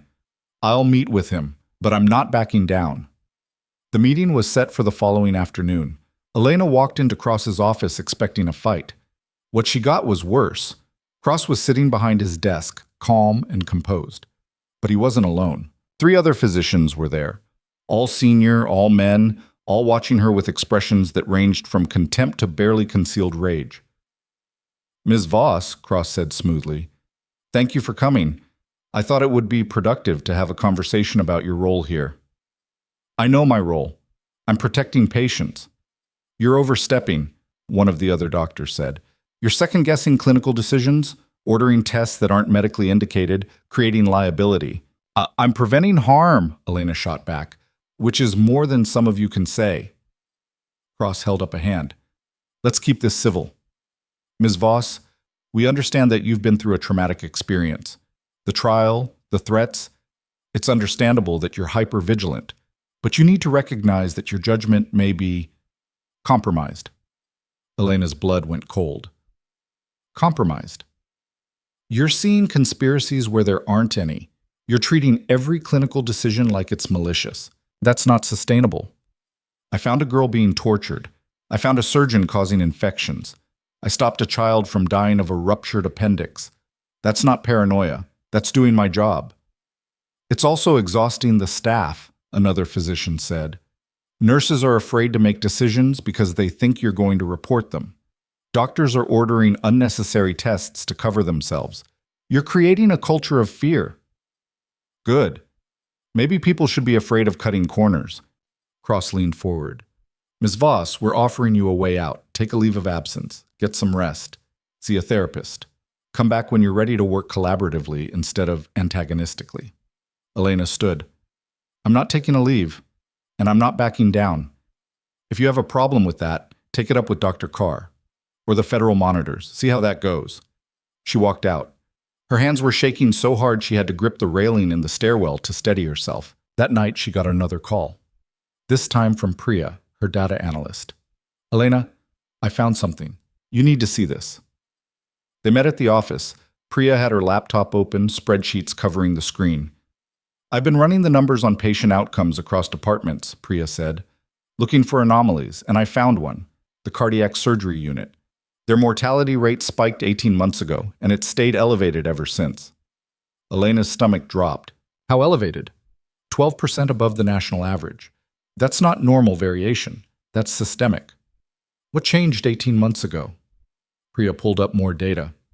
New department head, Dr. Nathan Cross. Elena stared at the screen. Cross. The same man who'd just tried to force her out. The same man who'd accused her of being paranoid. Show me everything, Elena said. They worked through the night. The pattern was clear. Under Cross's leadership, the cardiac surgery unit had cut costs, fewer staff, shorter post-op observation periods, pressure to discharge patients faster. The result was predictable: higher complication rates, more readmissions, more deaths. But it had been buried. Cross had manipulated the data, reclassified deaths as expected outcomes, and hidden the real numbers from the hospital's quality review board. He's killing patients to save money, Elena said quietly, and he's been doing it for a year and a half. What do we do? Priya asked. Elena pulled out her phone and called Carr. It was 3 a.m, but Carr answered. This better be important. It is. I need you in the office, now, and bring the federal monitors. By dawn, the office was full. Carr, 2 federal investigators, Reeve, and Elena's team. They laid out the evidence, the mortality data, the cost-cutting measures, the falsified reports. One of the investigators looked at Carr. Did you know about this? No, I've been here 6 weeks. I inherited Cross from the previous administration. Well, you're about to uninherit him. This is federal healthcare fraud. We're seizing his records and opening a criminal investigation. Cross was arrested at his home that afternoon. The news hit the hospital like a bomb. Staff who'd defended him were silent. The physicians who'd backed him in the meeting scrambled to distance themselves. Elena sat in her office and felt nothing. No triumph, no relief, just exhaustion. Rachel knocked on the door. There's someone here to see you. Elena looked up. Admiral Ashford stood in the hallway, Cassidy beside him. We heard what you did, Ashford said. Thought you could use some friendly faces. Cassidy hugged her. You did it again. You saved people. I'm just doing my job. No, Ashford said. You're doing what everyone else is too scared to do. That's different. They stayed for an hour, talking, trying to make her feel less alone. When they left, Elena walked to the window and looked out at the hospital. It was early evening, the lights coming on across the building. Somewhere in there, patients were sleeping, recovering, trusting that the people caring for them were doing the right thing. Most of them were, but some weren't. And Elena was the only thing standing between the ones who weren't and the people they could hurt. Her phone buzzed. A text from an unknown number. You've made a lot of enemies, Ms. Voss. Be careful. Accidents happen. Elena stared at the screen. Then she forwarded it to Coltrane, blocked the number, and went back to work. 3 days later, she was walking to her car in the parking garage when she heard footsteps behind her. Fast, close. She turned, reaching for her pepper spray, and saw a man in a maintenance uniform coming toward her. His face was covered by a surgical mask. Ms. Voss, he said, His voice was muffled, unrecognizable. "You need to stop." "Who are you?" He didn't answer. He just pulled something from his pocket, a syringe filled with clear liquid. Elena ran. She sprinted toward the stairwell, shoes slapping concrete, her breath coming in ragged gasps. The man followed, gaining on her. She burst through the stairwell door and took the steps two at a time, her phone in her hand, dialing 911. "This is Elena Voss, Silvercrest Harbor Hospital, parking garage. Someone's chasing me?" She made it to the lobby level and shoved through the door. Security guards were there, responding to the call. The man in the maintenance uniform stopped, turned, and disappeared back into the stairwell. The guards searched. They found the syringe on the stairs, dropped in the chase. The lab tested it. Potassium chloride, lethal if injected. Coltrane arrived within the hour. "We're pulling you out. This is over." "No, I'm not leaving." "Elena, someone just tried to kill you. And if I leave, they win. They get to keep hurting people, and I get to spend the rest of my life looking over my shoulder." She looked at him. "I'm not running. Not again." Coltrane's jaw tightened. "Then we do this right. Full security detail. 24/7 protection. You don't go anywhere alone." "Fine." The attempted attack made national news. Elena's face was on every channel again. The story framed as a crusader under siege. Public support flooded in. So did more threats. 2 weeks later, Carr called her into the office. "The feds are expanding the investigation. They want to audit every department, every decision, every dollar spent. It's going to take months, maybe years. And they want you leading it." Elena looked at her. "What about you?" "I'm staying, but I report to them now. We all do." Carr leaned back in her chair. "This hospital is going to be rebuilt from the ground up. New board, new policies, new culture, and you're going to be at the center of it." "No pressure," Elena said dryly. Carr smiled. "You've already survived worse." That night, Elena sat in her apartment and tried to process everything. She'd gone from invisible to infamous, from powerless to holding a position that could reshape an entire institution. But the weight of it was crushing. Her phone rang. Cassidy. "Hey, you okay?" "Honestly, I don't know. Someone tried to kill me. I'm rebuilding a hospital. I have enemies I can't even identify. And I can't stop thinking that maybe I should have just walked away when I had the chance." "But you didn't. Because you're not the kind of person who walks away." "Maybe I should be." "No. The world has enough people who walk away. It needs more people like you." Elena closed her eyes. "I'm tired, Cassidy." "I know, but you're winning, and that scares them. So they're going to keep coming after you, but you keep fighting anyway." They talked until midnight. When Elena finally hung up, she felt something shift inside her. She was tired, she was scared, but she wasn't done. The next morning, she walked into Silvercrest Harbor Hospital with her security detail flanking her and her team waiting in the office. They had work to do. And somewhere in the building, someone watched her walk past and pulled out their phone. The message was simple. "She's not backing down. Move to phase 2. The message was sent at 6:47 a.m.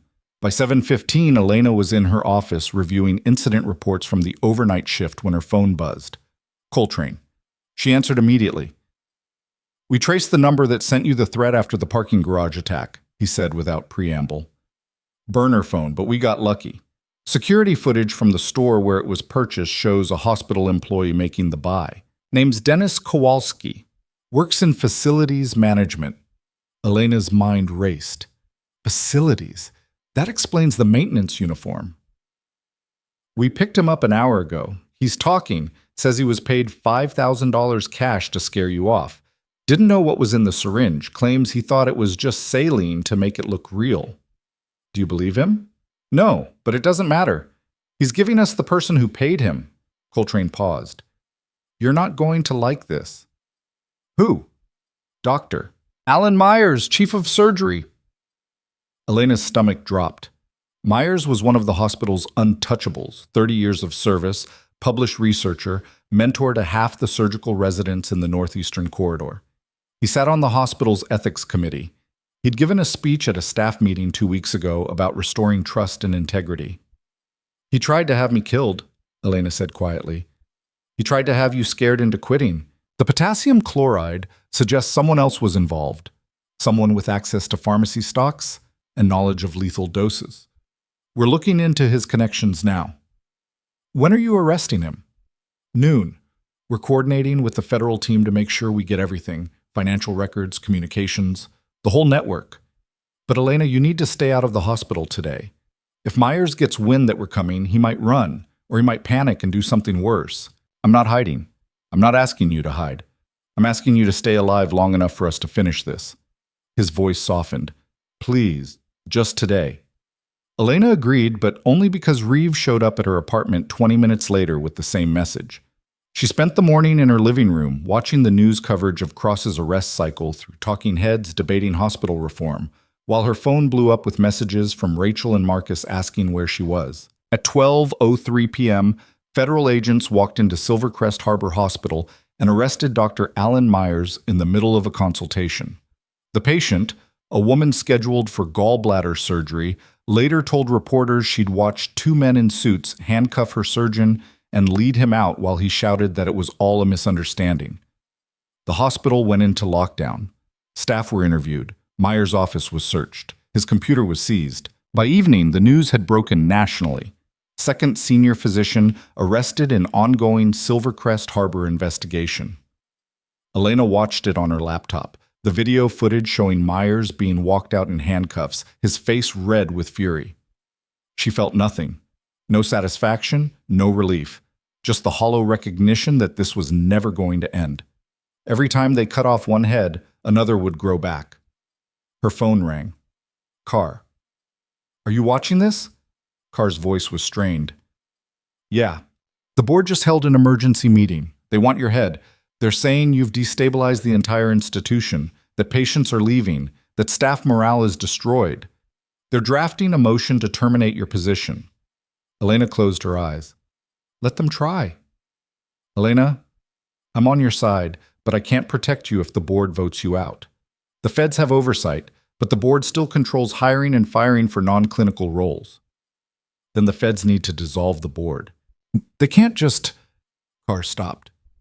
Actually, they might be able to. If we can prove the board knew about the fraud and did nothing, they're complicit. That would give the oversight team grounds to remove them and install interim leadership. Can you prove it?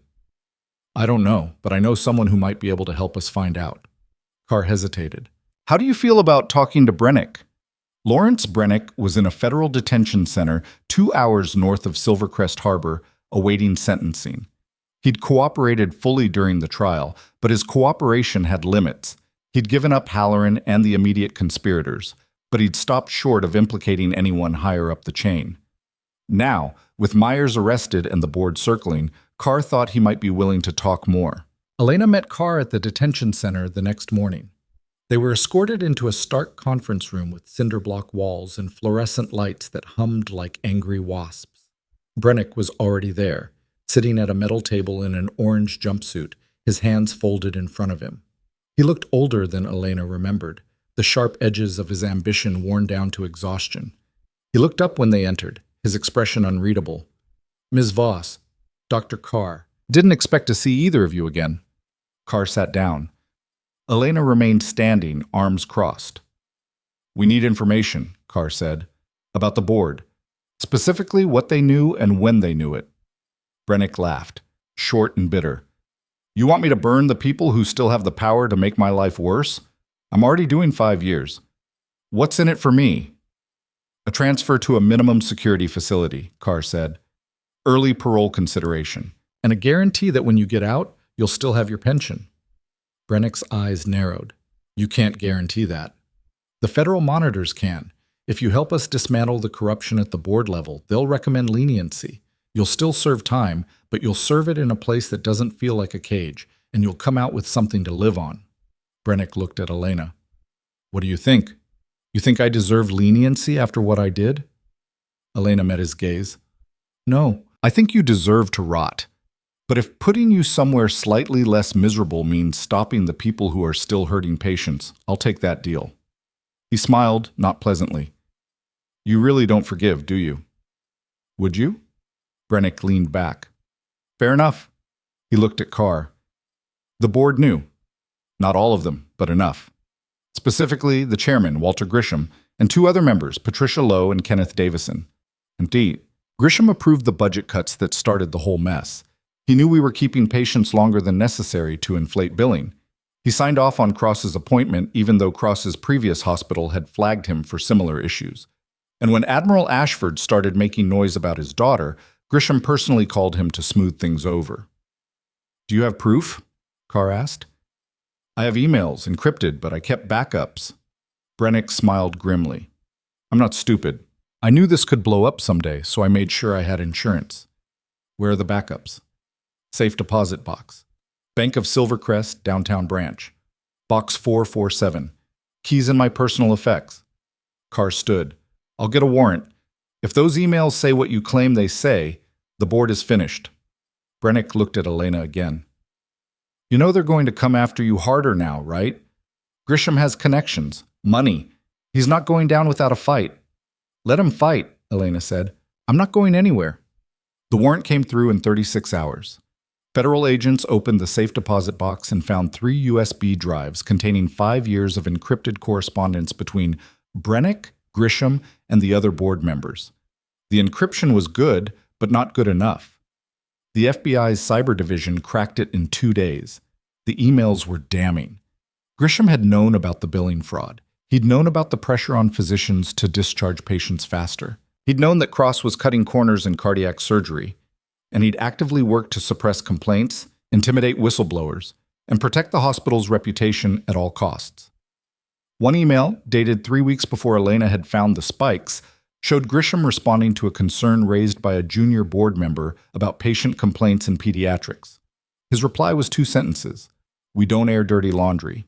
Handle it internally or don't handle it at all." The federal monitors moved fast. Within a week, Grisham, Lowe, and Davison were removed from the board and charged with conspiracy to commit healthcare fraud. The remaining board members resigned en masse rather than face investigation. The hospital was placed under full federal receivership. Carr was named interim CEO.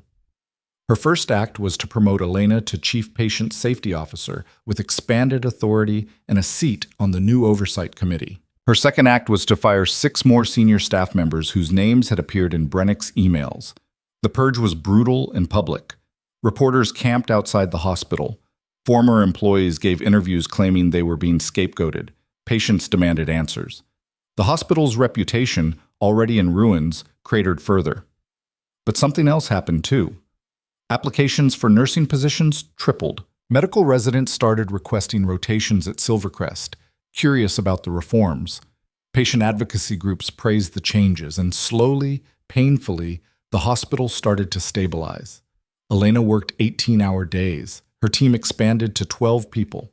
They audited every department, reviewed every protocol, interviewed hundreds of staff members. They found more problems, not as dramatic as torture devices or lethal negligence, but serious enough. Medication storage issues, inadequate training, communication breakdowns between shifts. They fixed them, one by one, and the hospital started to function the way it was supposed to. 3 months after Myers' arrest, Elena was walking through the lobby when she saw a familiar face. Marissa Kyung, the senior nurse who'd called security on her the night she found the spikes, was standing near the information desk, looking uncomfortable. Elena stopped. "What are you doing here?" Marissa turned, her expression guarded. "I came to see Dr. Carr. I heard she's hiring for a leadership position in quality assurance. I thought—" She stopped, seeing Elena's face. "I should go." "Wait." Elena crossed the distance between them. "You buried evidence. You called me unstable. You tried to get me fired. I know. So why would you think you have a place here?" Marissa's jaw tightened. "Because I made a mistake, a terrible mistake, and I've spent every day since trying to figure out how to make it right. I lost my job in Delaware after 3 months because I couldn't keep my mouth shut about safety issues. I got blacklisted. No one will hire me, but I heard about what you're building here, and I thought—" Her voice cracked. "I thought maybe you'd understand what it's like to be shut out and still want to do the right thing." Elena stared at her. Every instinct said to walk away, to let Marissa suffer the consequences of her choices. But she remembered what it felt like to be nobody, to have no second chances, to be dismissed without being heard. "You see, Carr," Elena said slowly, "you tell her everything you did. You don't hide anything, you don't make excuses. And if she decides to give you a shot, you work twice as hard as anyone else to prove you've changed. Because if you screw up again, I will personally make sure you never work in healthcare anywhere." Marissa's eyes filled. "Thank you." "Don't thank me. Just do better." Marissa nodded and walked toward the elevators. Elena watched her go and wondered if she'd just made a mistake or given someone the chance she'd needed months ago. That night, Elena met Cassidy for dinner at a small restaurant overlooking the harbor. Cassidy looked healthier than Elena had ever seen her, color in her cheeks, light in her eyes. She was back in school, playing soccer again, living the life she'd almost lost. "You look good," Elena said. "I feel good, for the first time in forever." Cassidy smiled. "How about you? You look exhausted." "I am, but it's the good kind of exhausted, the kind that comes from actually fixing things instead of just surviving them." They talked about the hospital, about the changes, about the fact that Grisham's trial was starting in 2 weeks. Cassidy's testimony would be part of it, not just about the spikes, but about the institutional failure that had allowed it to happen. "Are you nervous?" Elena asked. "Terrified. But I'll do it. I owe it to everyone else who got hurt because people looked the other way." Cassidy paused. "You taught me that. You showed me what it looks like to stand up even when you're scared." Elena's throat tightened. "I was scared every single day." "I know. That's what made it brave." They finished dinner and walked along the harbor, the lights from the city reflecting on the dark water. Elena felt something she hadn't felt in a long time. Peace. Not complete, not permanent, but real. 2 weeks later, Grisham's trial began. The courtroom was packed. Elena sat in the gallery with Carr, Reeve, and Cassidy. Ashford was there too, in full dress uniform, his presence a reminder that this wasn't just about hospital politics, it was about accountability at every level. The prosecution laid out the case methodically. Emails, financial records, testimony from Brennick, from former staff, from patients who'd been harmed. They painted a picture of systemic corruption driven by greed and enabled by willful blindness.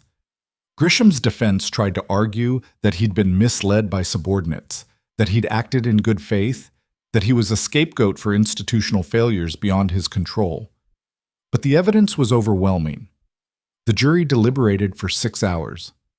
When they returned, the verdict was unanimous. Guilty on all counts. Grisham was sentenced to 12 years in federal prison. Lowe and Davison received 8 years each. The sentences were harsh, meant to send a message. The judge said as much during sentencing. "This court will not tolerate those who profit from the suffering of vulnerable patients. Your actions were not mistakes. They were calculated choices, and now you will face the consequences." Outside the courthouse, reporters swarmed. Elena stood on the steps with Carr and Cassidy, answering questions, trying to convey that this wasn't an ending. It was a beginning. The hospital had a long way to go. Trust had to be rebuilt, culture had to change. It would take years, but for the first time, it felt possible. That night, Elena returned to her apartment and found an envelope slipped under her door. No postage, no return address, just her name written in neat block letters. She opened it carefully. Inside was a single piece of paper with a typed message. "You've won the battle, but the war isn't over. There are others like Grisham, others like Cross and Myers. They're watching, they're learning, and they're waiting for you to let your guard down. Don't." Elena read it twice, then set it on her kitchen counter. She poured herself a glass of water, sat on her couch, and stared at the message. They were right. She'd dismantled one network of corruption, but she hadn't fixed the system that allowed it to flourish. There were other hospitals, other administrators, other doctors who believed profit mattered more than patients. And as long as people like her were the exception instead of the rule, the cycle would continue. Her phone buzzed. A text from Rachel. "CNN wants an interview. National segment. They want to talk about hospital reform and what we're doing at Silvercrest. Should I say yes?" Elena typed back, "Yes, set it up. If they wanted a war, she'd give them one. But this time, she wouldn't be fighting alone." The next morning, Elena walked into Silvercrest Harbor Hospital and found a crowd waiting in the lobby. Not protesters, not reporters. Staff. Dozens of them. Nurses, technicians, housekeepers, even a few physicians. They started clapping as she entered. Rachel appeared at her side. They wanted to show their support, After everything that's happened, they wanted you to know you're not fighting by yourself. Elena looked at the faces around her. Some she recognized, some she didn't. But they were all here standing with her. She cleared her throat, her voice carrying across the lobby. Thank you, all of you, but I need you to understand something. This isn't about me. This is about making sure what happened to Cassidy Ashford never happens again. That means holding each other accountable. It means speaking up when something's wrong, even if it's uncomfortable. It means choosing patience over convenience, over politics, over fear. Can you do that? Silence. Then a nurse near the back called out, "Yes?" Another voice joined, then another. Within seconds, the whole lobby was answering. "Yes." Elena nodded. "Then let's get to work." The crowd dispersed and Elena headed to her office. But as she passed the third floor, she noticed something. Room 347, Cassidy's old room, had been converted into a patient resource center, a place where patients and families could voice concerns, access advocates, get help navigating the system. A plaque hung beside the door. The Cassidy Ashford Patient Advocacy Center. Because every voice matters. Elena stood there for a long moment, then continued to her office. She had meetings, audits, reports, the endless grind of rebuilding trust one decision at a time. But as she sat down at her desk, she felt it again. That fragile, tenacious thing called hope. Her computer chimed. An email from an address she didn't recognize. She opened it cautiously. "Ms. Voss, my name is Dr. Sarah Linden. I work at Greystone Medical Center in Baltimore. We're facing similar issues to what Silvercrest went through. Fraud, negligence, staff too afraid to speak up. I've read about what you did. I need help. Can we talk?" Elena stared at the screen. Greystone Medical, Baltimore. Another hospital. Another fight. She should say no. She'd barely survived the last one. She was exhausted, traumatized, still looking over her shoulder every day.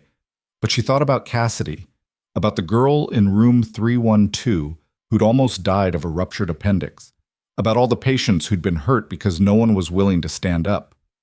She hit reply. "Yes, let's talk. When can you meet?" The response came in less than a minute. "Tomorrow, I'll send you the address." And Ms. Voss? "Thank you. You're giving me the courage to do what I should have done months ago." Elena closed her laptop and looked out the window at the hospital below. The building where she'd been fired, threatened, nearly killed. The place she'd fought to transform. And now someone else was asking for her help to do the same thing somewhere else. She picked up her phone and called Reeve. "I need you to look into Greystone Medical Center in Baltimore. Full background. Staff, board, financials. Someone reached out asking for help, and I want to know what I'm walking into before I agree to anything." "You're thinking about taking this on?" "I don't know yet. But if they're dealing with what we dealt with, they need someone who knows how to fight it." Reeve was quiet for a moment. "You know this could put you back in the crosshairs, right? If there's corruption there, the people profiting from it won't want you anywhere near it." "I know. And you're willing to risk that anyway?" Elena thought about the message that had been slipped under her door, about the warning that others were watching, waiting. She thought about how easy it would be to stay at Silvercrest, do her job, keep her head down. "Yes," she said. "I'm willing." Because she'd learned something in the last year. The people who hurt patients didn't stop unless someone made them stop. And if she had the knowledge, the platform, the scars to prove she could survive it, then she had a responsibility to use them. "All right," Reeves said, "I'll have a report by tomorrow morning. But, Elena, be careful. You've made a lot of people very angry. Some of them are in prison, but some of them aren't." She hung up and sat alone in her office as the sun set over Silvercrest Harbor, painting the sky in shades of orange and red. Somewhere in Baltimore, a doctor was waiting for her answer. Somewhere in the shadows, someone was planning their next move. And somewhere in this city, a patient was lying in a hospital bed, hoping someone would listen. Elena opened her laptop and started drafting an email to Dr. Linden. But before she could type the first word, her office door opened. A woman stepped inside. Mid-60s, elegant suit, silver hair pulled into a tight chignon. Her face was familiar, but Elena couldn't place it. "Ms. Voss," the woman said, her voice smooth and cold. "I don't believe we've met. My name is Victoria Ashford. Elena's blood went cold. Ashford.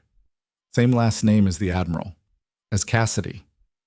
I'm Cassidy's grandmother, Victoria continued, and I'm here to discuss your future. Elena stood slowly, her hand instinctively moving toward her phone. Victoria Ashford didn't move from the doorway, didn't threaten, didn't even raise her voice. But the air in the room changed, became heavier, sharper, like the moment before lightning strikes.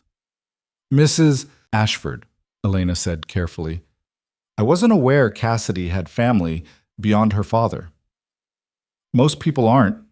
I prefer it that way. Victoria stepped inside and closed the door behind her with a soft click. My son and I have a complicated relationship. He chose the Navy. I chose politics. We don't speak often. Politics. The word landed like a stone in Elena's gut. She searched her memory, trying to place the face, the name. Then it hit her. Victoria Ashford wasn't just Cassidy's grandmother. She was Senator Victoria Ashford, Massachusetts, former chair of the Senate Health Committee, current ranking member on oversight and government reform. One of the most powerful people in Washington. I'm going to be direct, Ms. Voss, Victoria said, sitting in the chair across from Elena's desk without being invited. You've created a problem. Elena remained standing. I exposed corruption and saved your granddaughter's life. If that's a problem for you, we have very different definitions of the word. Victoria smiled thinly. Cassidy is fine. Thriving, actually. For that, you have my gratitude. But you've also destabilized a major medical institution, generated negative national press about healthcare oversight, and emboldened federal agencies to expand their reach into hospital governance. That creates political complications. Complications for who? For everyone trying to pass meaningful healthcare reform without triggering a backlash from the medical lobby. For legislators who need hospital associations on their side to get votes. For people like me who've spent decades building coalitions that your very public crusade is threatening to fracture. Elena felt anger rising in her chest. So you want me to stop? To go quiet? To let the next hospital get away with whatever they're doing because it's politically inconvenient for you? I want you to be strategic, Victoria said. You've won. Grisham's in prison. The hospital is reformed. You have a national platform. But if you keep taking on every corrupt institution that asks for help, you'll burn out, get yourself killed, or become such a controversial figure that your message gets lost in the noise. And your solution? Victoria opened her briefcase, pulled out a folder, and set it on the desk. Work with me. I'm introducing legislation next session. Comprehensive patient safety reform, mandatory federal oversight for hospitals with repeated violations, whistleblower protections with teeth. I need someone with credibility to help sell it. Someone who's lived it. You. Elena looked at the folder but didn't touch it. You want me to be your spokesperson. I want you to be effective. You can fight one hospital at a time and maybe save a few dozen patients. Or you can help me change the law and save thousands. Victoria leaned forward. I'm offering you real power, Ms. Voss. The kind that doesn't require you to risk your life every time you want to make a difference. And in exchange, you stop being a lone wolf. You work within the system.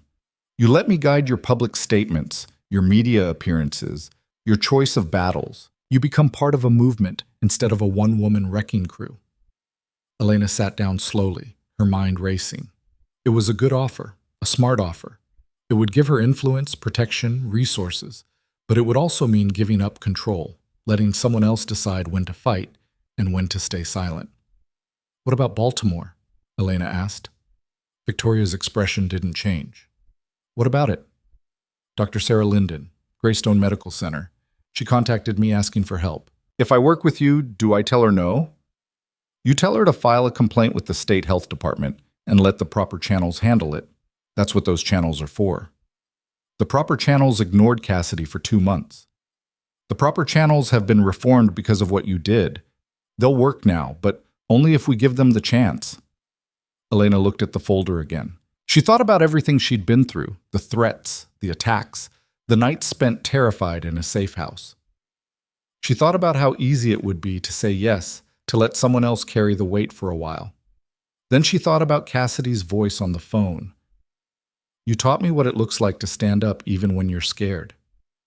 No, Elena said. Victoria raised an eyebrow. Excuse me? I appreciate the offer, Senator, I really do. But I can't work for someone who thinks strategic silence is an acceptable response to patient harm. If Dr. Linden is reaching out to me, it's because the proper channels already failed her, just like they failed Cassidy. And if I ignore that because it's politically inconvenient, then I'm no better than the people I've been fighting. Victoria's expression hardened. You're making a mistake. Maybe, but it's my mistake to make. You won't survive this, Ms. Voss. The people you're going up against, they don't play fair. They have money, power, lawyers who'll tie you up in litigation for years. You're one person. You can't win. Elena stood. I was one person when I cut open that pillow. I was one person when I testified against Grisham. I was one person when I walked back into this hospital after they tried to kill me. And I'm still here. She met Victoria's gaze. I don't need to work within your system, Senator. I'm building my own. Victoria stood slowly, her face unreadable. Then I wish you luck. You're going to need it. She walked to the door, paused. For what it's worth, my granddaughter thinks you're a hero. I hope she's right. She left. Elena sat back down, her hands shaking with adrenaline. She'd just turned down a United States senator. She'd probably just made a powerful enemy, but she'd also stayed true to the only thing that mattered, the work. Her phone buzzed. A text from Reeve. Greystone report is ready. You're not going to like it. Elena opened the attachment. The report was 30 pages long, but the summary at the top told her everything she needed to know. Greystone Medical Center was owned by a private equity firm that had purchased it 3 years ago. Since then, staffing had been cut by 40%, infection rates had tripled, and patient complaints had increased by 200%. The CEO was a former hedge fund manager with no medical background.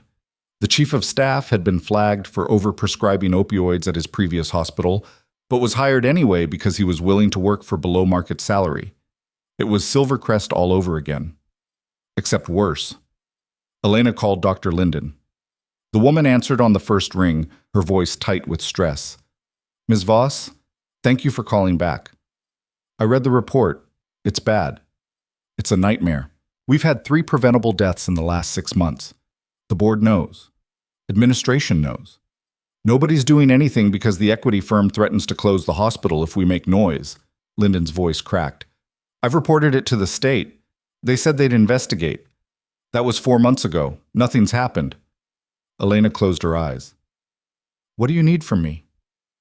I need what you did at Silvercrest. I need someone who knows how to fight this and win. I need... She stopped. I need hope that it's possible. It's possible, but it's going to be brutal. You need to be ready for that. I am. Tell me what to do. Elena spent the next 2 hours on the phone with Linden, walking her through the process. Document everything. Build a network of allies among the staff. Find the patients who've been harmed and are willing to speak. Contact federal agencies, not just state. And most importantly, don't do it alone. When they finally hung up, Elena felt the weight settling on her shoulders again.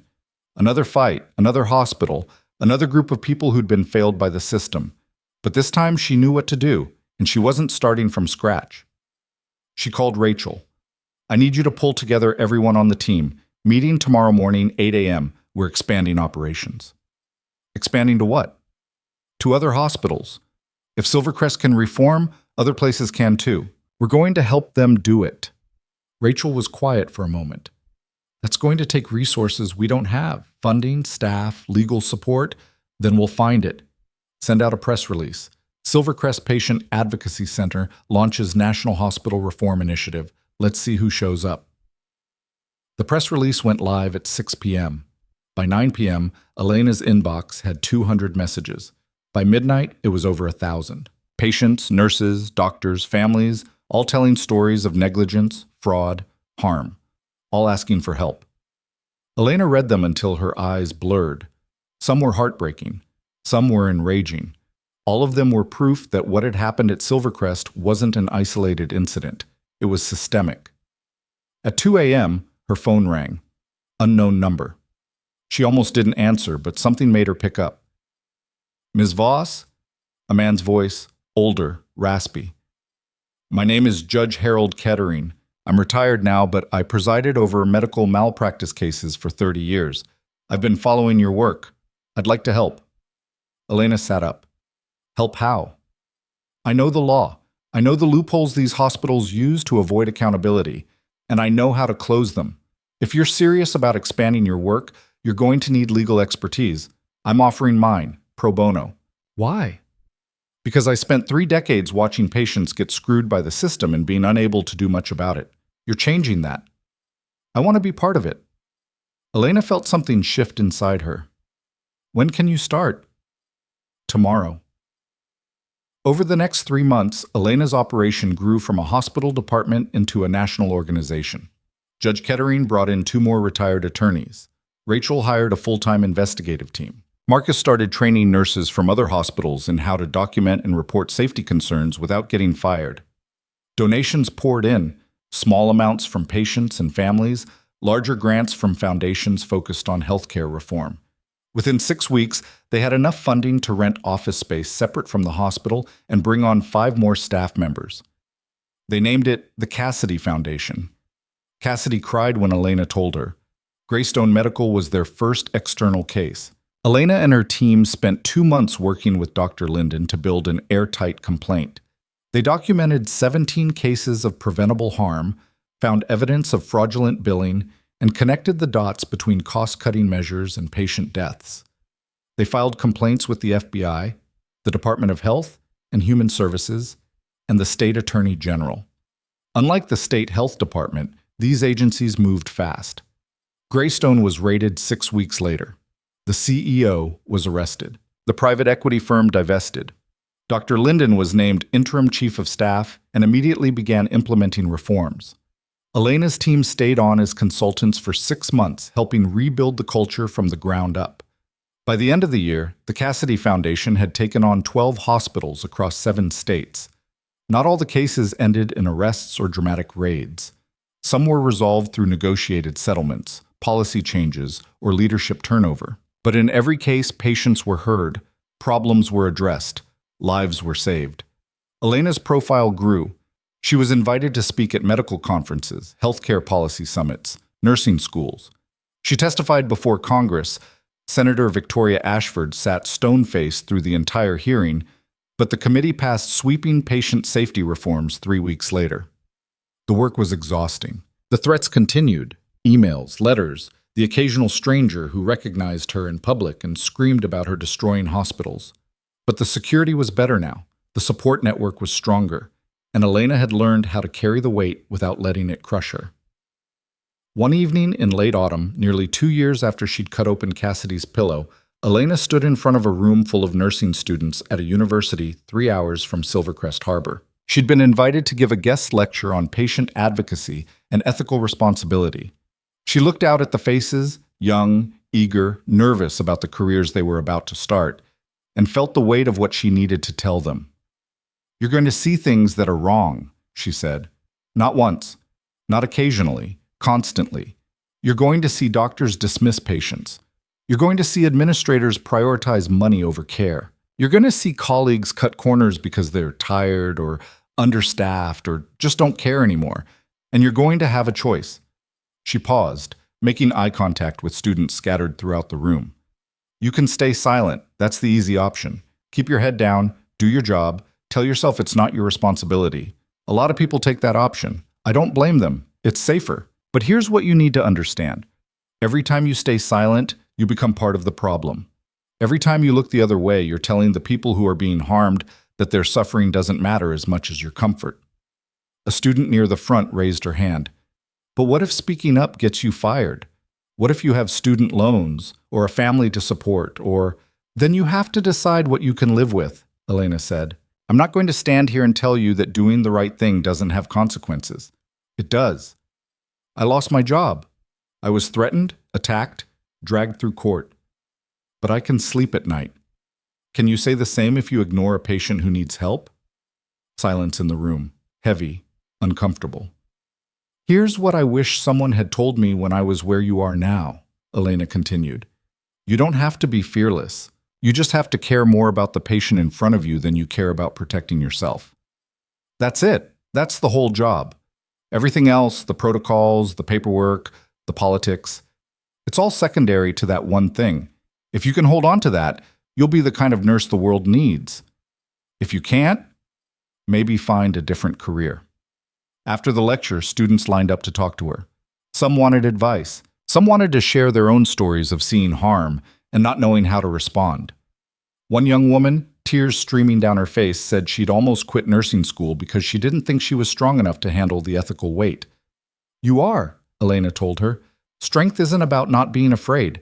It's about being terrified and doing it anyway."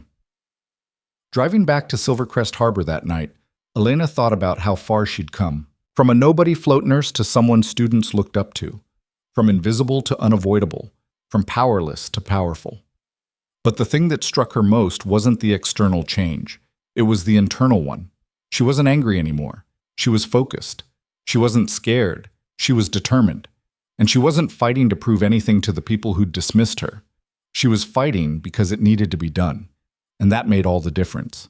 Back at Silvercrest Harbor, the hospital had transformed. The patient advocacy center was thriving. Complaint rates were down because problems were being caught and fixed before they escalated. Staff morale was up. Infection rates were at record lows. The federal monitors had closed their investigation 6 months ago, declaring the reform successful. Carr had been made permanent CEO. Her first major initiative was creating a patient-led advisory board that had real power to influence hospital policy. Cassidy Ashford was one of the founding members. Elena walked into the hospital one morning and found a crowd gathered in the lobby. For a split second, her instincts screamed danger. Crowds meant protests, attacks, trouble. But then she saw the banner. "Thank you, Elena Voss, Elena Voss. 1,000 days without a preventable patient death." The crowd started clapping. Staff, patients, families. Rachel was there, grinning. Marcus had tears in his eyes. Carr stood off to the side, nodding with approval. Cassidy pushed through the crowd and hugged Elena tight. "We did it. We actually did it." Elena hugged her back, her throat too tight to speak. A reporter from the local news approached, microphone extended. "Voss, how does it feel to have transformed this hospital?" Elena looked at the banner, at the faces around her, at the building that had tried to destroy her and that she'd rebuilt from the inside out. "It feels like the beginning," she said. 6 months later, Elena stood in a congressional hearing room in Washington, D.C., testifying in support of the Patient Safety and Accountability Act. The legislation, co-sponsored by a bipartisan coalition including Senator Victoria Ashford, would create federal standards for patient advocacy programs, mandatory reporting of safety concerns, and protections for healthcare workers who spoke up about harm. Elena's testimony was brief but pointed. She talked about Cassidy, about the spikes, about the culture of silence that allowed torture to continue for 9 weeks. And she talked about what had changed since, not just at Silvercrest, but at hospitals across the country where patients were finally being heard. When she finished, the committee chair thanked her. Senator Ashford, sitting 3 seats down, gave a small nod. Not quite approval, but acknowledgement. The bill passed 4 months later with overwhelming support. President signed it into law in a ceremony attended by patient advocates, nurses, and families who'd lost loved ones to preventable medical errors. Elena was invited, but didn't go. She had work to do. 3 years after cutting open the pillow, Elena sat in her office at the Cassidy Foundation, now housed in a renovated building with a staff of 42 and satellite offices in 6 states, and looked at the map on her wall. Red pins marked hospitals they'd investigated. Blue pins marked hospitals that had implemented reforms. Green pins marked hospitals where patient advocacy programs modeled on Silvercrests were now thriving. The map was covered in green. Her phone rang. Dr. Linden from Greystone. "Elena, I wanted to let you know we just hit 2 years without a preventable death. I thought you'd want to hear." Elena smiled. "That's incredible. How's the staff?" "Exhausted but proud. We're actually becoming a model for other hospitals in the region. 3 of them have asked us to consult on building their own advocacy programs. You should do it. Share what you've learned." "We will." "And Elena, thank you for everything." After they hung up, Elena sat quietly for a moment. She thought about the girl she'd been 3 years ago, invisible, dismissed, convinced she didn't matter. She thought about how wrong she'd been. You didn't need power to make a difference. You needed courage. And you needed to give a damn. Everything else was just details. Her computer chimed. An email from a nurse in Oregon. Ms. Voss, I work at a small rural hospital, and I'm seeing things that remind me of what you described at Silvercrest. I don't know if you take cases this small, but I'm hoping you can help. Elena opened a new document and started drafting a response. She'd take the case. She'd always take the case. Because somewhere out there, a patient was lying in a hospital bed, hoping someone would listen. And as long as that was true, Elena Voss would be there. Not because she was fearless, not because she was perfect, not because she had all the answers, but because she'd learned the most important lesson of all. One person who refuses to stay silent can change everything. And she was just getting started. That night, Elena met Cassidy for dinner at their usual spot overlooking the harbor. Cassidy was in her first year of college now, studying public health with a focus on patient advocacy. She'd been accepted to every school she applied to. She'd chosen the one closest to Silvercrest because, she said, she wasn't done with this city yet. I got the internship, Cassidy said, grinning, at the Cassidy Foundation. Rachel said I start next month. Elena raised her glass. Welcome to the team. They toasted. The sun was setting over the water, painting the sky in shades of orange and purple. The city lights were coming on, reflecting off the harbor like scattered stars. Can I ask you something? Cassidy said. Do you ever regret it? All of it? The fighting, the threats, everything you gave up? Elena thought about it. No, I don't, because I look at you, healthy and whole, and studying to help other people, and I know it was worth it, every single second. Cassidy's eyes filled. You saved my life. You gave mine meaning, Elena smiled. Fair trade. They finished dinner and walked along the harbor, talking about the future, about the hospitals they'd help, the policies they'd change, the patients they'd protect. And as they walked, Elena realized something. She wasn't invisible anymore, but more importantly, she didn't need to be seen to know she mattered. She mattered because the work mattered, because patients mattered, because speaking up when everyone else stayed silent mattered. That was enough. That was everything. Somewhere in the city, a nurse was working a night shift, checking on patients, doing the quiet work of care that no one noticed until it was gone. Somewhere, a patient was lying awake, afraid and in pain, hoping someone would believe them. Somewhere, a doctor was facing a choice between doing what was right and doing what was easy. And somewhere, Elena Voss's phone would ring with another case, another hospital, another fight, and she would answer, not because she was a hero, not because she was special, but because she was exactly what the world needed, someone who refused to look away. And in the end, that was the only kind of power that ever really mattered.